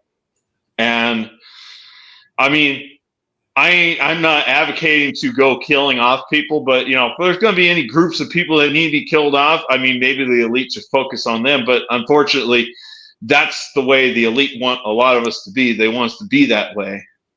They want you dependent. Yeah. Yeah. Hey, here's the easiest way to spot them. And we have a lot of, we'll call them chain, like 7-Eleven type stores in my region here. Yeah. Any of them in an area near where there's a lot of homeless people, those are the ones going in there, buying a giant 36-ounce cup of sugar water soda and a hot dog and going to sit and eat. It's like, really? That soda just cost you $4 and the hot dog cost you $4. That $8 could have bought better food at the grocery store and lasted you more than 5 minutes, and you won't be hungry and all stressed out when you're done drinking that sugar water. But they don't. I don't tell them that. I'm not going to tell them that. I just don't give them anything because I know what they're going to do with it. They may not do drugs with it. They're just going to buy garbage. I think it's also part of the programming as well. Yeah. What happens is in the program you see things like police, criminals. But you also see homeless. You notice in a lot of films they've always got homeless people. If you look, even in the Matrix, there was like this homeless gang. There's a few. That's probably right around Christmas, so it's pretty close to Christmas. Maybe a couple weeks out from Christmas. I'm over at Walmart doing my shopping and everything. Literally get bothered and approached by this woman. Again, I don't, there's a lot of scam artists out there, and I've been scammed, and that's why I refuse to help people yeah, out, you know. Yeah. But, you know, this woman was trying to play on my heartstrings. For all I may know, she you know what? She may have actually been in need, okay? But I don't know. And that's the thing, I don't. But she was begging me, I can you pay for my groceries, please? Because I really need your help. You know, I'm trying to feed my kids. You know, I'm sorry. And, I told her, look, I told her, like, no, I'm not going to. And I walked off. But, yeah, like, yeah, I feel sorry. I genuinely do feel sorry. But there are programs out there. There are programs out there if you that's are actually need help. program as well. You know, another thing now, people Programs specifically for single mothers. Mothers. They're not even afforded to men. They're just single mothers alone. If you see what happens in London, it's gone to a different level. You've got people, they're begging for change here. There's loads of them. And they've done a program on the TV where they trace back where all this change went. And it turns out it goes back to this place in Romania, it turns out. And it turns out it goes to the mafia there. Yeah. And so you're like hearing all these stories. Oh, I'm begging in the street because I'm hungry, I'm homeless, whatever. And then it turns out that so what it does, it spoils who are the real people in need. You know, who are the real people in need? So, but then you've got people that are acting in need. You've got the people that are not in need, but they, it's gone crazy out there. Yeah. So this happened to me, I'm going to say 20 years ago when I moved to Maryland. I hadn't really ever seen this kind of activity. And there's a guy standing on the side of the road. I just moved in like a week before. I'm going down to the store to get some groceries. And there's a guy standing there, we'll work for food. God bless. I'm like, oh, okay. You guys looking for food? No problem. So when I went to the store, I picked up like a big jar of peanut butter, a loaf of bread, the big giant family can of Campbell's chicken noodle soup, and a couple other random things that didn't need to be refrigerated, could just be eaten. And I saw he was still on the side of the road when I got there. So I stopped and opened my window. I was like, hey, buddy, I bought you some food here. Oh, well, I really don't need food. And then now it's story time. Oh, I came up here for a job and the job fell through. And meanwhile, he's living in a hotel right there. And I'm like, okay, fine. So I threw the shit back in the car and left. And I walk in the house. My wife's like, what the hell did you buy that for? I'm like, and I told her the story. She's like, you really need to get around a little more. And I started really, I lived in suburbia, not rich, but suburbia, we didn't have that growing up. And now I thought it was like, oh, okay, I'm in a different area. Oh, these poor people. Well, that lasted for about 8 minutes. When I got home, my wife kind of straightened me out on that shit real quick. I mean, it's very extreme out there. So then you've got, from one extreme, you've got the con merchants on the lower level, and then we've got the con merchants on the higher levels. You've got your people that have trust. They say they're transparent, but all their money's gone into trust overseas. And no one knows how much money they got, what they got, where they got it, and they've made money from made monopoly. Yes, I understand when you say people that have worked for their money, hard-working people. Fair enough, but there's people that made monopoly of something, like the bankers, for example. Make things to their benefit. I mean, it's obvious now. It stands right out to people that know that you fund both sides and you're making all the money. It's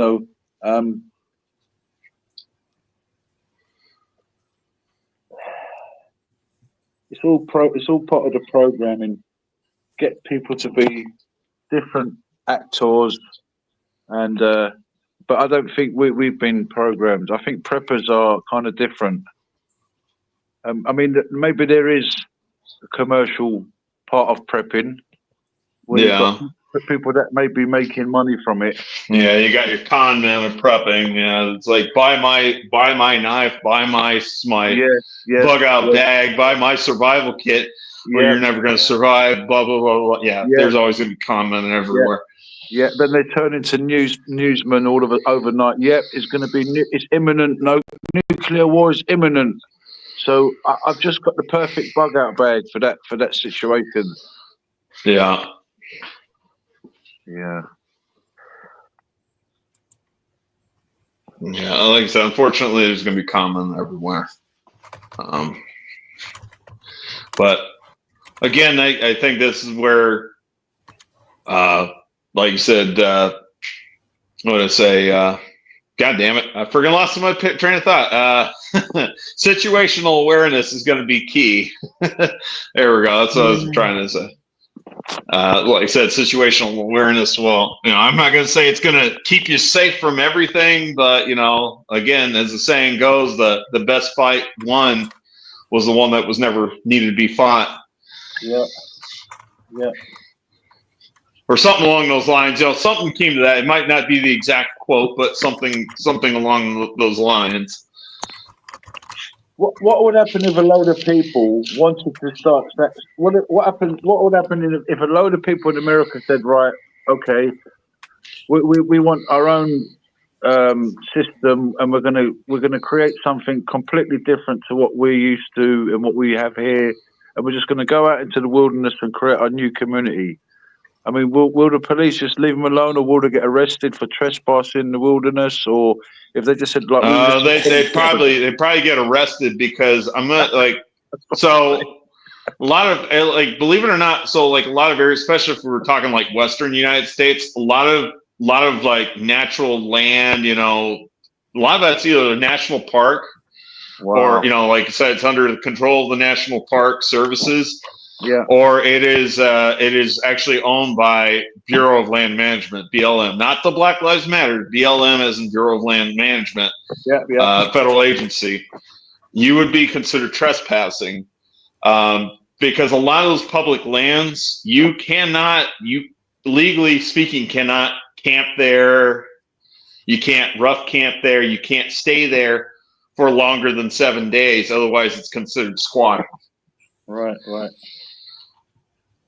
Yeah, in the UK, you can't do any. You can't sleep anywhere other than a campsite legally.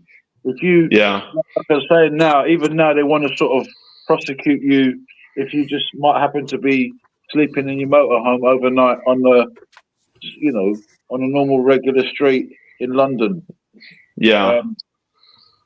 I wish they would do that. I wish they would do that here, in the U.S. a little bit more. Like, so I'm not against people sleeping in motorhomes. Yeah, but it's got too much. I have an issue with the homeless people that said that are strung out on drugs, that are doing it as a means as a lifestyle.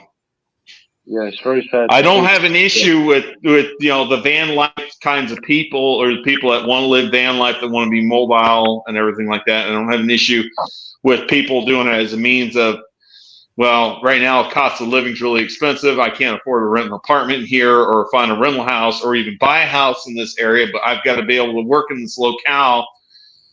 But the difference is those are productive members of society. Most of those people have a full-time job, and they're not they're not a drain on the system. They're not utilizing, or I should say utilizing. They're not wasting taxpayer money. They're not wasting taxpayer dollars for the social welfare programs. And just because somebody's on social welfare, I'm not saying that they're drained and they're bad and everything like that. But I have an issue with the people that abuse the system. And it's extreme. Like, for example, that's again, there's the abuse of system can happen in many ways. I mean, someone in the American army or the British army or the Greek army or any army can just be up. They don't want this truck. They just go and set it on fire and say, we want another truck. Yeah. Depends on the people.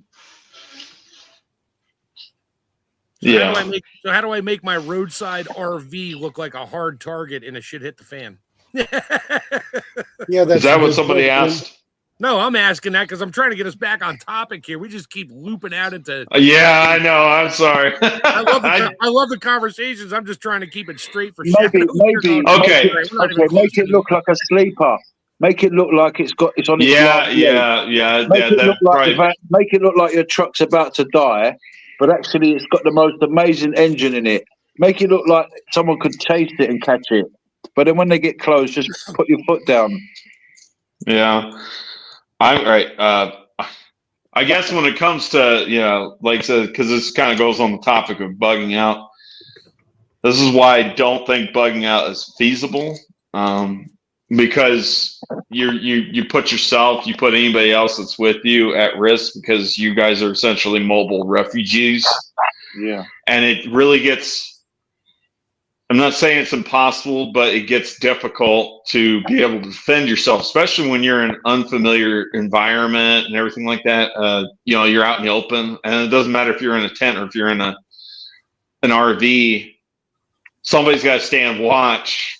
You know, I don't know. Like I say, it gets hard to defend when you get in that kind of scenario, because now you got to be ready to roll. You got to be ready to move at a moment's notice. You got to be ready to pick up an arm and defend yourself or defend your group if you are, you know, if you have the luxury of being able to travel in a group.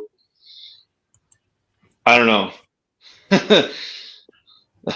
I don't know. Like I said, I'm probably not going to be the best person, you know, for advice when it comes to, you know, defending oneself when bugging out or being forced to leave and everything like that.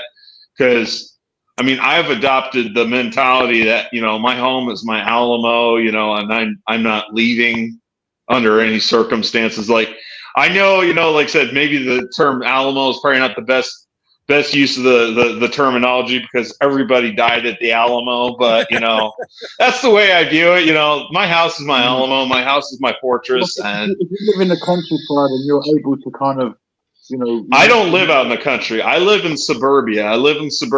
In, you know, the northern half of Lubbock, Texas. Okay. I'm really not that concerned about people looking for me. You know, if somebody's hell bent on finding me, they're going to find me.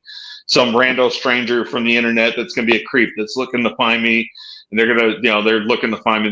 They're probably going to find me. Okay. It's not that hard. Isn't there ways for people to set up new communities? Like if a group of people got together and said, right, we'll just put our money together and we're just going to buy some land. Yeah. Well, yeah. You know, yeah, there are communities that do that do spring up, and they do that. Generally speaking, they tend to be religious in nature, and they create like a religious commune, not necessarily a cult, like Amish or the Quakers or people like that. Yeah. Well, like there's cults as well. There are kind of cult people. There are cults out there, but like I said, like you'll have like religious organizations like the Church of Jesus Christ of Latter-day Saints, Mormon. You'll have Mormon groups that'll establish. Wow. But you know, like I said, but they have kind of off-grid kind of living as well. I didn't know the Mormons did that. There are some that do that. Most of them, they focus around like food storage, storage. But there are some that do go off grid. And I mean, there's some that focus on what we would call extending your family. Yeah, there's that. There's not too many of those left in there. But that's more of the FLDS church, the fundamentalists. I do not get along with the fundamentalists. I absolutely hate fundamentalists. Those people, I view those. All right, that's one of the reasons why I didn't move to Utah, because I'd actually strongly considered moving to Utah, because I have no issues with Mormons, traditional Mormons, Mormon families. I have an issue with the fundamentalists, because the fundamentalists, they do not put away food storage. They do not put up food preps, and I view them no differently than I do anybody else that is not of the Mormon church, because a lot of those people, there'll be problems too. You know, like, you know how we talk about the useless eaters, the zombies when the shit hits the fan. Well, guess what? Those fundamentalist people, the fundamentalist Mormons, they're going to be problems, because a lot of those people, they don't actually practice food storage, and a lot of those people are living, you know, they're living on the fringes of society, because, you know, they practice other things. Yeah, they practice other things, and they got like 20 or 30 children with like, you got one guy who's got like 30 children with like 6 different wives. Wow. And Wow. It's literally one person bringing in a single income for an entire household. It's like, how do you've got like 40 different people living under the same roof. Like I said, I view those people as threats because the women, they're not registered under the law as married, so they're single mothers with children. Yes, so they get all the state and federal benefits because and that's how they do it. Yeah. That's what I'm saying. There's a lot of hoarding going on at the moment. There's a lot of, in fact, we say there's going to be a lot of looting during SHTF. Actually, there's a lot of looting going on now. And it's going in different forms. I mean, we could do a whole show on that. What, is looting only happening after SHTF, or is it happening now too? I don't know. I think it's happening now too. I mean, it is. I mean, loads of people, even prime ministers are flipping looters. Yeah. Like I say, it depends on, again, it depends on the definition. I don't care what everybody else is doing. At 6 o'clock, I want to clock off, slippers on, baked beans on toast for me. Like next day, and then when they clock off, they get lifetime protection. Everybody's hoarding, everybody's getting benefit. You go into the House of Commons, these guys will get £300 just to sign in, on top of their wages. They get, talk about benefit people that are on benefits. These guys are getting £300 just to sign in for the day, and they get free medical for life once they're sworn. Well, over here, for a while there, you had. Thank God Trump's putting a stop to that, but they had issues with federal government employees.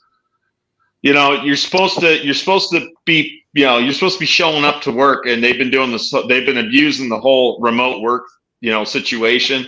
Yeah, they had issues where a lot of these government employees, there's that home. They're just goofing off. They're not actually doing the job. They're just collecting a paycheck. No, a lot of them had second jobs they actually went to. Still collect the federal money and the pension and the benefits and everything else. And they would just send an email every now and then. It's going on everybody. Everybody around the world, they've got the little perks, haves and have-nots as well. That's another, another one that got sort of put under the carpet was when everybody used to talk about the haves and the have-nots. It's kind of gone quiet. But it's still out there. It's, the people that have, they don't care, so everybody's holding in different ways. That's what we're saying. Everybody's sort of getting what they can, be it a homeless guy who finds something in the street who... Everybody's in it for themselves, and that's it. Bankers, right, okay, guys, right, we're going to get around a big table, like 50 guys around a massive table. How can we squeeze more money? How can we get that right? The governor, the big boss is going to throw a big stone on the middle of the table and say, how can we squeeze more money out of this stone? Yeah. We don't care how many people. Oh, sir, we're wounding too many people, sir. Wounding too many people. I don't care about wounding too many people. I want more profit. Yeah, no, exactly. And that's the way it is. We're going to try to see how we can benefit off the backs of others at the cost of everybody else. And it's like the healthcare system in the United States. I mean, there is no money in a cure. We all know that. There never will be. So they'll never cure anything. There may be cures out there. If the people get control of the money, if the people somehow can get control of the money, and this is the big one. How do the people get control of the money? This is what they're using against us. They're using money against us. Who said I don't care who's the puppet in government? I don't care because I've got all the money. I don't care. Like I said, I don't care who has the guns. I don't care. Yeah. It's like as long as I got control of the money, Yeah. Well, and the biggest way we can get back in control of our money is if we got away from decentralized currency, and that's what a lot of the powers that be don't want. Again, this kind of goes back to, when you were asking the question, when you're getting beat up, where the hell is everybody? Exactly. They're desensitizing everybody, and they're desensitizing people to not act and to not defend themselves. But like I said, going back, we need to decentralize the currency. We need to go back to a gold-based standard. Actually, I would say get rid of all the fiat currency, and everybody carries around, gold and silver coins, silver bullion. That's one of the things that they're talking about doing over here in Texas. And that's going to be one of the many first steps that Texas is going to take to eventually succeed from the United States if things get really bad. They're trying to establish Texas's own currency, and Texas has already talked about using silver and gold bullion to pay public and private debts and using it as a legal tender in the state of Texas. They're already doing that. I think is it South Florida? I think is doing it. South Carolina or North Carolina. One of the Carolinas is doing it. Yeah, well, like I said, I know Texas has been talking about that. They've been talking about that for like the last. I think they've been talking about that since like late November, early December. Yeah, because this is one of the areas where basically the employee as well sold people out. The employers sold out the employees a bit here as well because they were in cahoot with when the bankers and the employers got together with government and said, right, everybody has to have a bank account now. You're working. I mean, I remember the good old days when you got a brown envelope with your money and your little pay slip, and you could do what you like with your money. So, I mean, okay, it's great if you got money like gold, like you're saying, or silver, but at least you got your money, you got your cash. But then they said, right, everybody's got to have a bank account. I think that was the beginning of the end, and then the employees went in on it as well. Because somehow they could benefit, I'm getting so many employees paying taxes, so it's less for me. So it benefited them, so it's just a free-for-all going on. Yeah. And the other issue too is like I said, then they went to, instead of giving you actual cash, they went to checks, and now they don't even do checks anymore. It's electronic direct deposit. And now at least over here, when they're doing the direct deposit, now they're not even giving you a paper pay stub. They used to give you a paper pay stub. So, at the end of the week, what you're making. Now they don't even do that. They just send you an electronic pay stub. It's like, wow. It's like you have to go on your company's Workday website and download your PDF file of your paycheck. Yeah. And the bankers now. Or download you have to have the app downloaded on your phone to be able to look at your paycheck, Yeah. But a friend of mine was telling me that he tried to take some money out, and they said to him, "What do you want the money for?"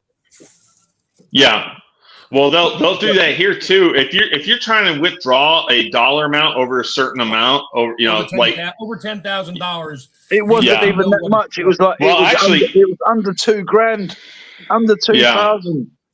Yeah. Well, here actually, even depending on where you're at here in the States, and depending on which bank you're banking with, some cases you can't even you can't even withdraw. You can't even go to the bank teller. Yeah, I'd like to take $2,000 because of that's too much money at one point in time. It's like you're gonna have to give us advance warning that you're taking this much money out. And like I said, they'll question why you need this much money. It's like I shouldn't have to justify to you why I need this money. That's my fucking money. It's my money. It's not yours. It's my money. It's not the bank's money. It's mine. You know what I mean? You got some cheek asking me what do I want to do with my money? Well, what do you do with your money, mate? How did you spend your money last week? Oh, but meanwhile, if I took my debit card or my credit card and spent $15,000 on it, they wouldn't question a thing. Oh, yes, sir. Oh, no, sir. Yes, sir. Oh, yes, sir. No problem, sir. Yes, sir. No, sir. That's part of the whole. Yes, sir. That's that whole fractional reserve banking at play, though. It's like they want to be able to continue to play the stupid shell game where they can do the fractional reserve, where they only need to keep 1/10 of the money on supply at all given times. In relations to the amount of bank deposits that are in the institution. Again, we are getting a long ways away from, harden yourself, making yourself into a hard target. Okay, this would how to make yourself look hard in a situation. Okay, how about walking past the bunker when these billionaires are getting in their bunker and saying, "I'm okay with being outside here." It's a little joke. It's just a little joke. Yeah. Yeah. Just walk past the bunker and say, "You know what? You guys got your bunker. I'm out here. I'm cool." Yeah. Hey, how you gonna breathe in there when something covers up your air vent hole? Oops. Exactly. Yeah, Yeah. we could be the mock. We could be like just like having a go at them, laughing at them. The crowd, I'm gonna go over to their air vent. I'm gonna rip one right off. Just let out a nice long stinky fart. The air vent. It's like, there you go. Sorry, Shadow. sorry. Yeah, sorry. Sorry. I need to just stop. Sorry. It's all right. It's okay. Yeah, there's a lot of things going on. It's good to be aware as well, and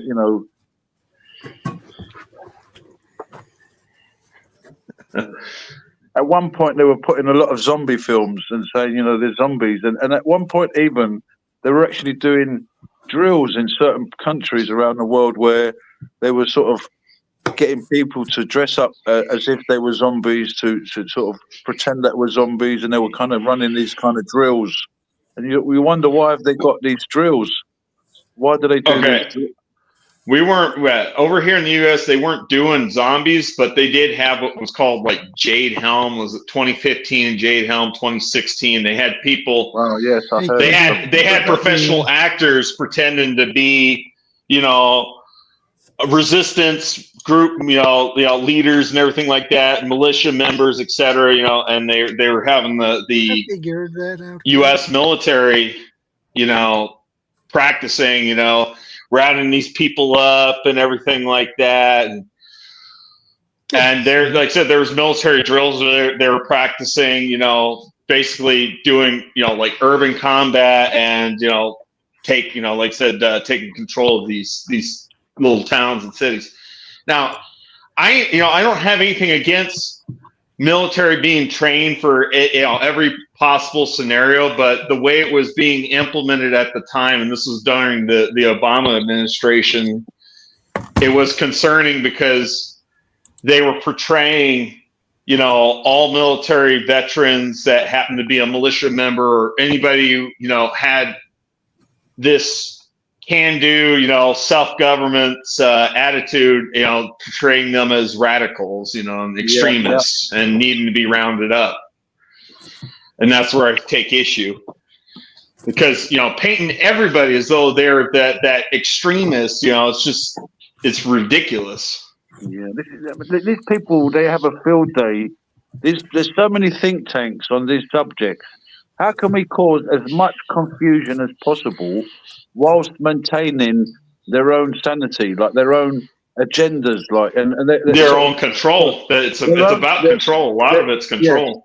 Yeah. And their agendas is what's keeping them focused on their crime, and it is a crime.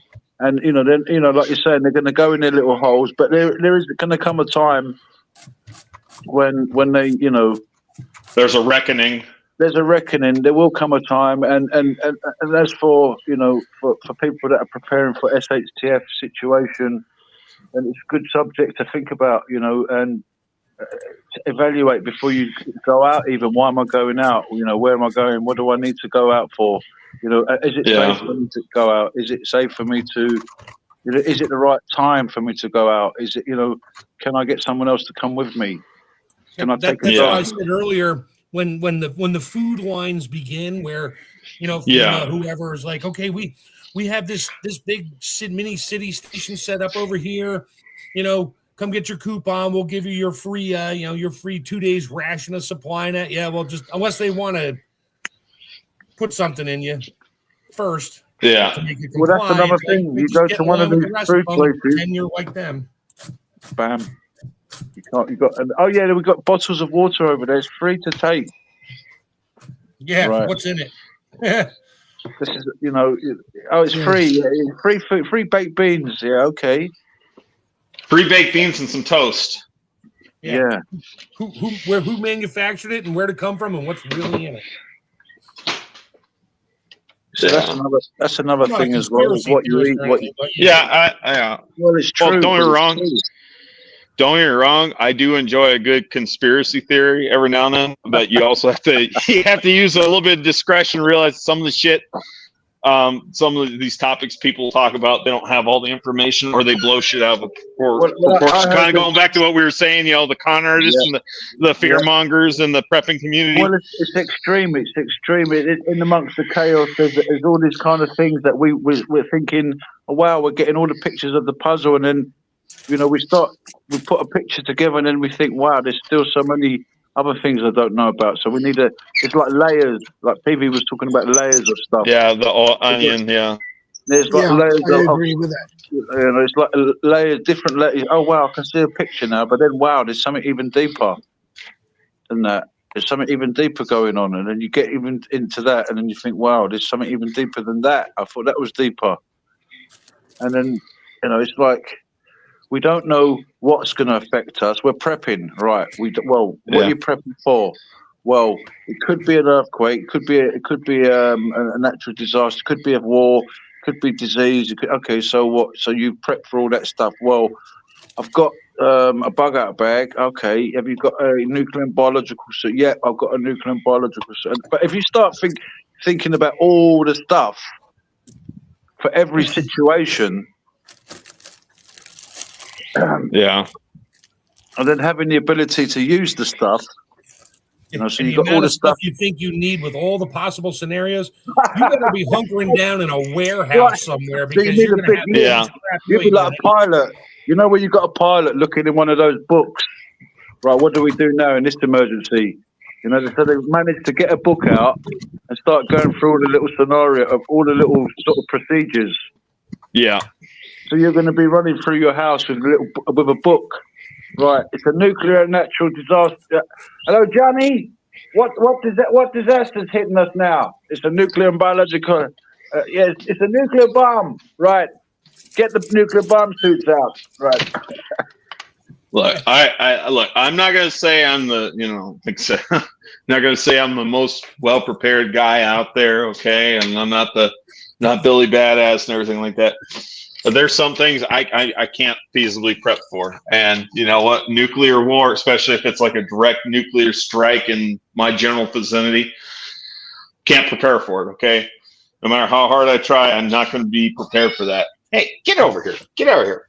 No, at that point, you hope you're right. You better, at that point, you just hope you're in the epicenter and don't survive, period. Are you getting attacked by a cat? Are you getting attacked by a cat? Yeah, no, the cat's trying to go out into the garage because he's seen me out in the garage, and he's a spoiled little brat. I'm the one who spoiled him, you know. He sees me out in the backyard, and he wants to join me out there in the backyard. And I'm telling him, no, not right now. You don't want to be out there anyway. I'm going to start mowing the yard.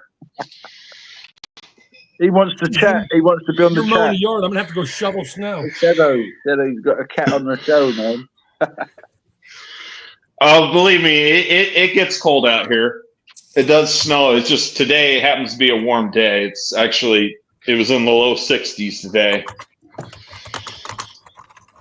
Like right now, like January, February is like the coldest time of the year in West Texas. Yeah, we had a heat wave. It hit like 42 here today. Yeah. Yeah, I hate it when it's just cold. It's cold and it's windy, but there's no snow and there's no ice. It's just cold and windy, you know, like, because it'll get down into the teens and 20s over here on days like that. But like I said, we don't tend to get that much snow over here. It's just, you know, like I said, we mostly get a lot of ice storms. But, you know, like I said, it's usually a little bit more dry over here. But sorry, back on topic, making yourself into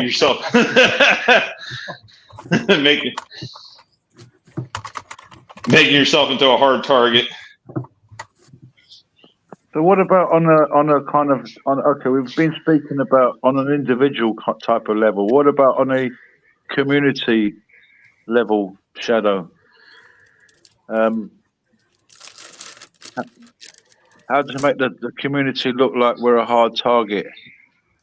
Well, I mean, I'm going to state the obvious, numbers. If you got numbers, if you got like if it's obvious you got a decent number of able-bodied individuals, Not necessarily ex-military or anything like that. I mean, like what even kind of going off of what Guardian had said, you know, if you look like you're pretty organized, you know, you might not necessarily have to be military, but if you can kind of give the appearance that you're military, or at least some of you are former military, and like you said, you're organized, I think that would go a long ways. But even if you don't look like you're military or paramilitary, you know, just having numbers, yep. Especially if you got like a lot of able-bodied men.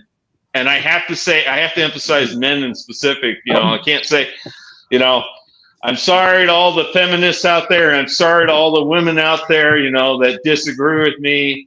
Look, I'm sorry. At the end of the day, your average man is. We've all got a place. We've all got a place as well. Yeah. Like I said, the average man is gonna be considered to be a lot more of a credible threat than your average woman. Yeah, that's true. Yep. That's why you see. I agree with that. When you see a big herd of elephants, you'll see the big male right at the front there of the herd.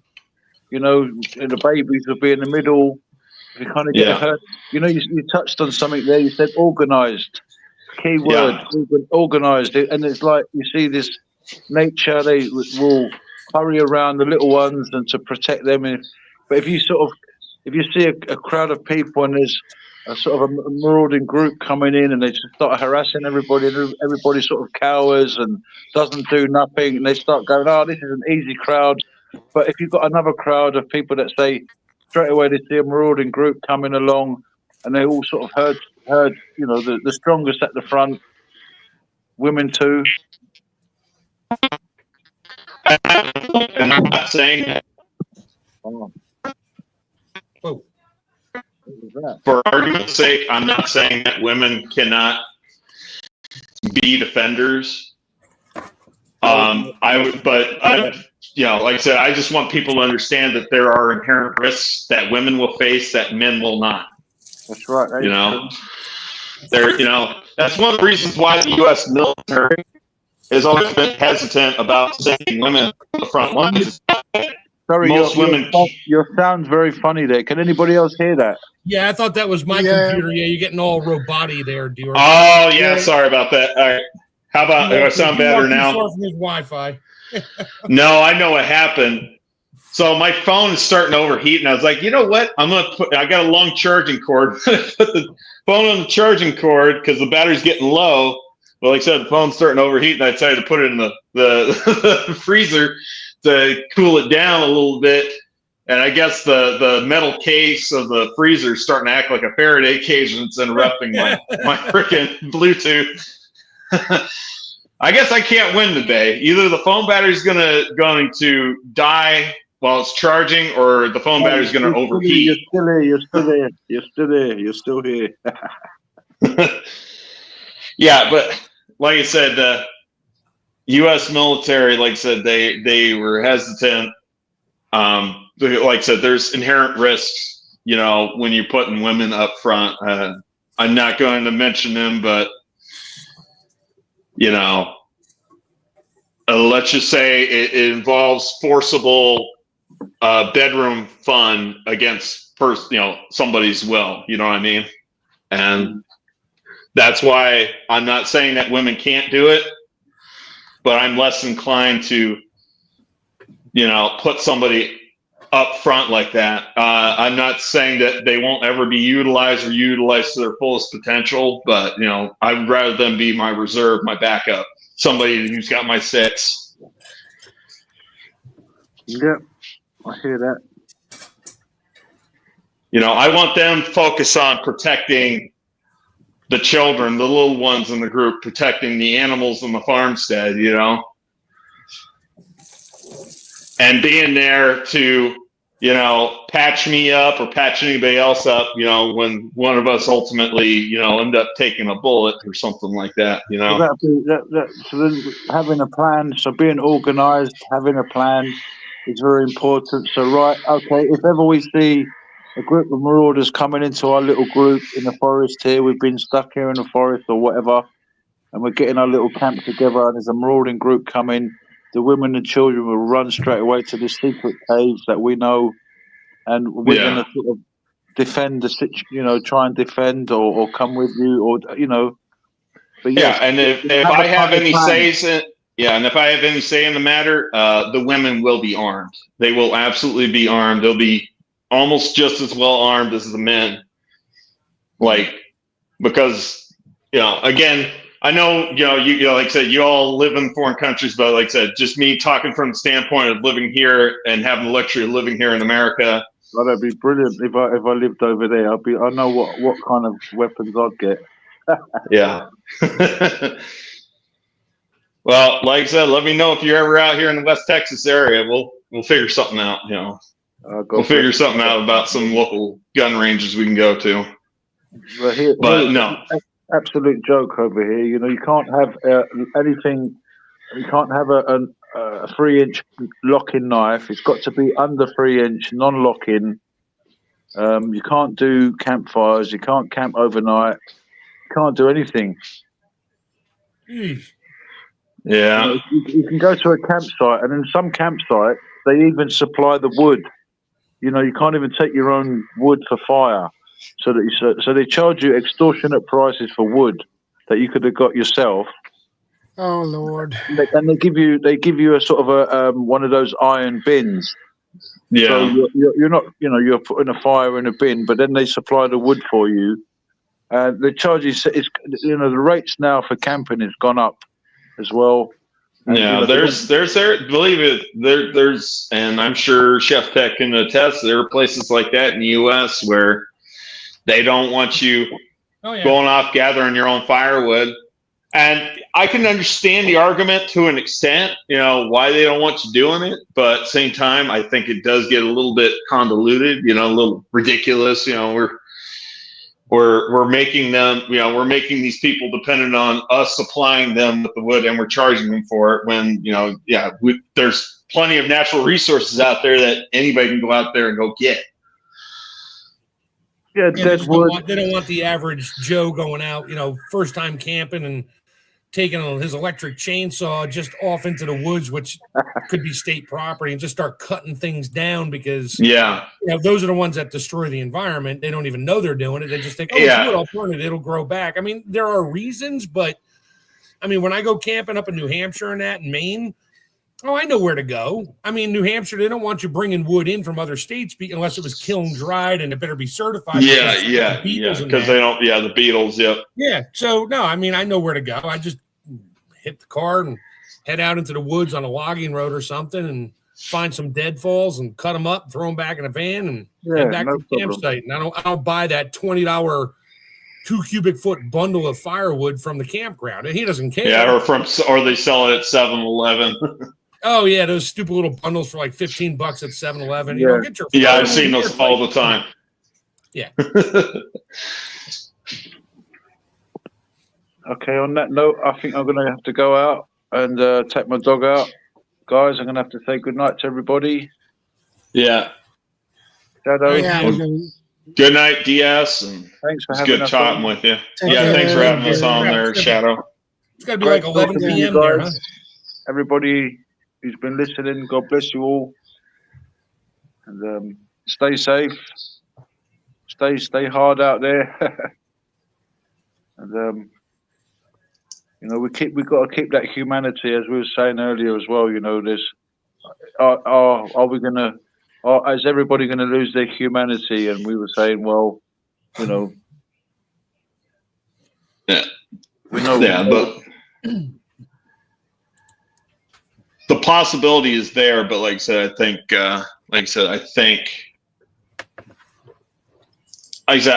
won't say I lose all hope, but like I said, I think a lot of people are going to be a little bit more smarter, and they're going to be a little bit more acutely aware of their surroundings, especially if they've made it so long during a protracted situation. That could be an interesting subject for another show where, will people lose their humanity in SHTF? Well, we know the answer to that. We already know the answer to that. There's going to be a lot of people that are going to just completely go nuts. Yeah. Well, I mean, right now, there are people right now that don't have much to lose, and they're going to lose it when time comes.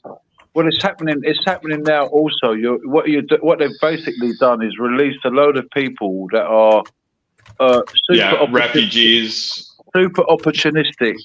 Whatever they can get for free, they'll get it. Whatever they can get that's not free, they'll get it. Whatever they can get that takes a little bit of effort, they'll get it. Super opportunistic, and it's like, are we being like that? Maybe that's for another time. Anyway, guys, God bless you, and we'll catch up another time. Take care. All right, take care, DS. Take care. Yeah. I'm gonna have to get going pretty soon myself there, Shadow, because we got like an maybe an hour and a half of sunlight left. I want to get this. I trimmed up this trumpet vine in the backyard, and I want to take my mower with a bag. I want to mulch up all those trumpet vine trimmings and get them bagged up and put it in my compost pile. Don't forget to save the seed pods and sprinkle them around other people's property. Oh God, I hate these damn trumpet vines, man. I guess there could be worse things I could have. I could have like a poison ivy problem in my backyard, but thank God I don't. They're good if you can control it and train it and get it to go over like a trellis and keep it there. But once they get out of control, no, doesn't work like that. Yeah, that's the problem. This stuff has been allowed to be like this for like the last 4 or 5 years, and I'm like, I'm trimming or I'm cutting, like completely eradicating trees and trumpet vines that should have never been there. Mm-hmm. Not last October, but the October previous, so October of 2023, I killed the last of the trumpet vines that were growing up all over the side of the house, because I don't want the trumpet vines growing on the side of the house. They were growing into my power lines. They were growing into my coaxial cable for my internet. Ooh. They were growing onto my phone line. They were growing all over the side of the garage. They were growing into the attic of the garage. And they get under the shingles and they're gone. Yep. yeah. And they were growing up underneath the footer, the concrete footer around the perimeter of the garage, and poking up between the crack of the concrete floor and the wall. So it's like, time to go. Yeah, no, like I said, that my next door neighbor was like, didn't really want me to take him down because like it gave him a nice pretty green screen that he could look at through his bedroom window. But I told him, like, I can't have this up, man. This stuff is actually causing a lot of damage to this house, and I'm surprised it was been allowed to grow this long like it has been. Like, it's already pulled off all the paint up underneath the eaves of the roof and everything like that. I got patches of paint that's missing. I would go up there and repaint it myself, but I don't own this house as a rental house. I'm just doing all the yard work, trying to fix everything. Keep it from getting too bad for them. So you have fun doing that. Yeah, I will. So Shadow, I'm gonna have to take off, man. Thanks for having me on. Okay, you're welcome. Alex, I can't guarantee I'll be on next week. I was in first, and I'm last out, except for Shadow. Yeah. All right, Chef Tech. Good talking with you, man. You too. See you soon. All right, later. Later.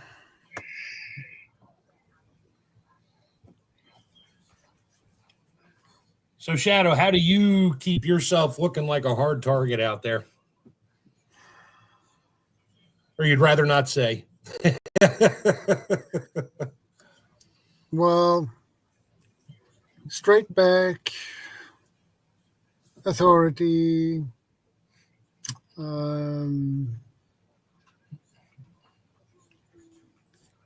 I forgot the word too. Walk with purpose. Yeah. Yeah, exactly. Attitude. That's it. And a calm manner. Hey, Power and Redemption, good to see you. Oh, now my dog hears something outside. Yeah. Go ahead. Go get whatever you think you get. Go ahead. How are you doing, Power and Redemption? I hope you are okay. The German Shepherd thinks he's a wolf. Every time the sirens go off in the distance, he starts howling. Yeah.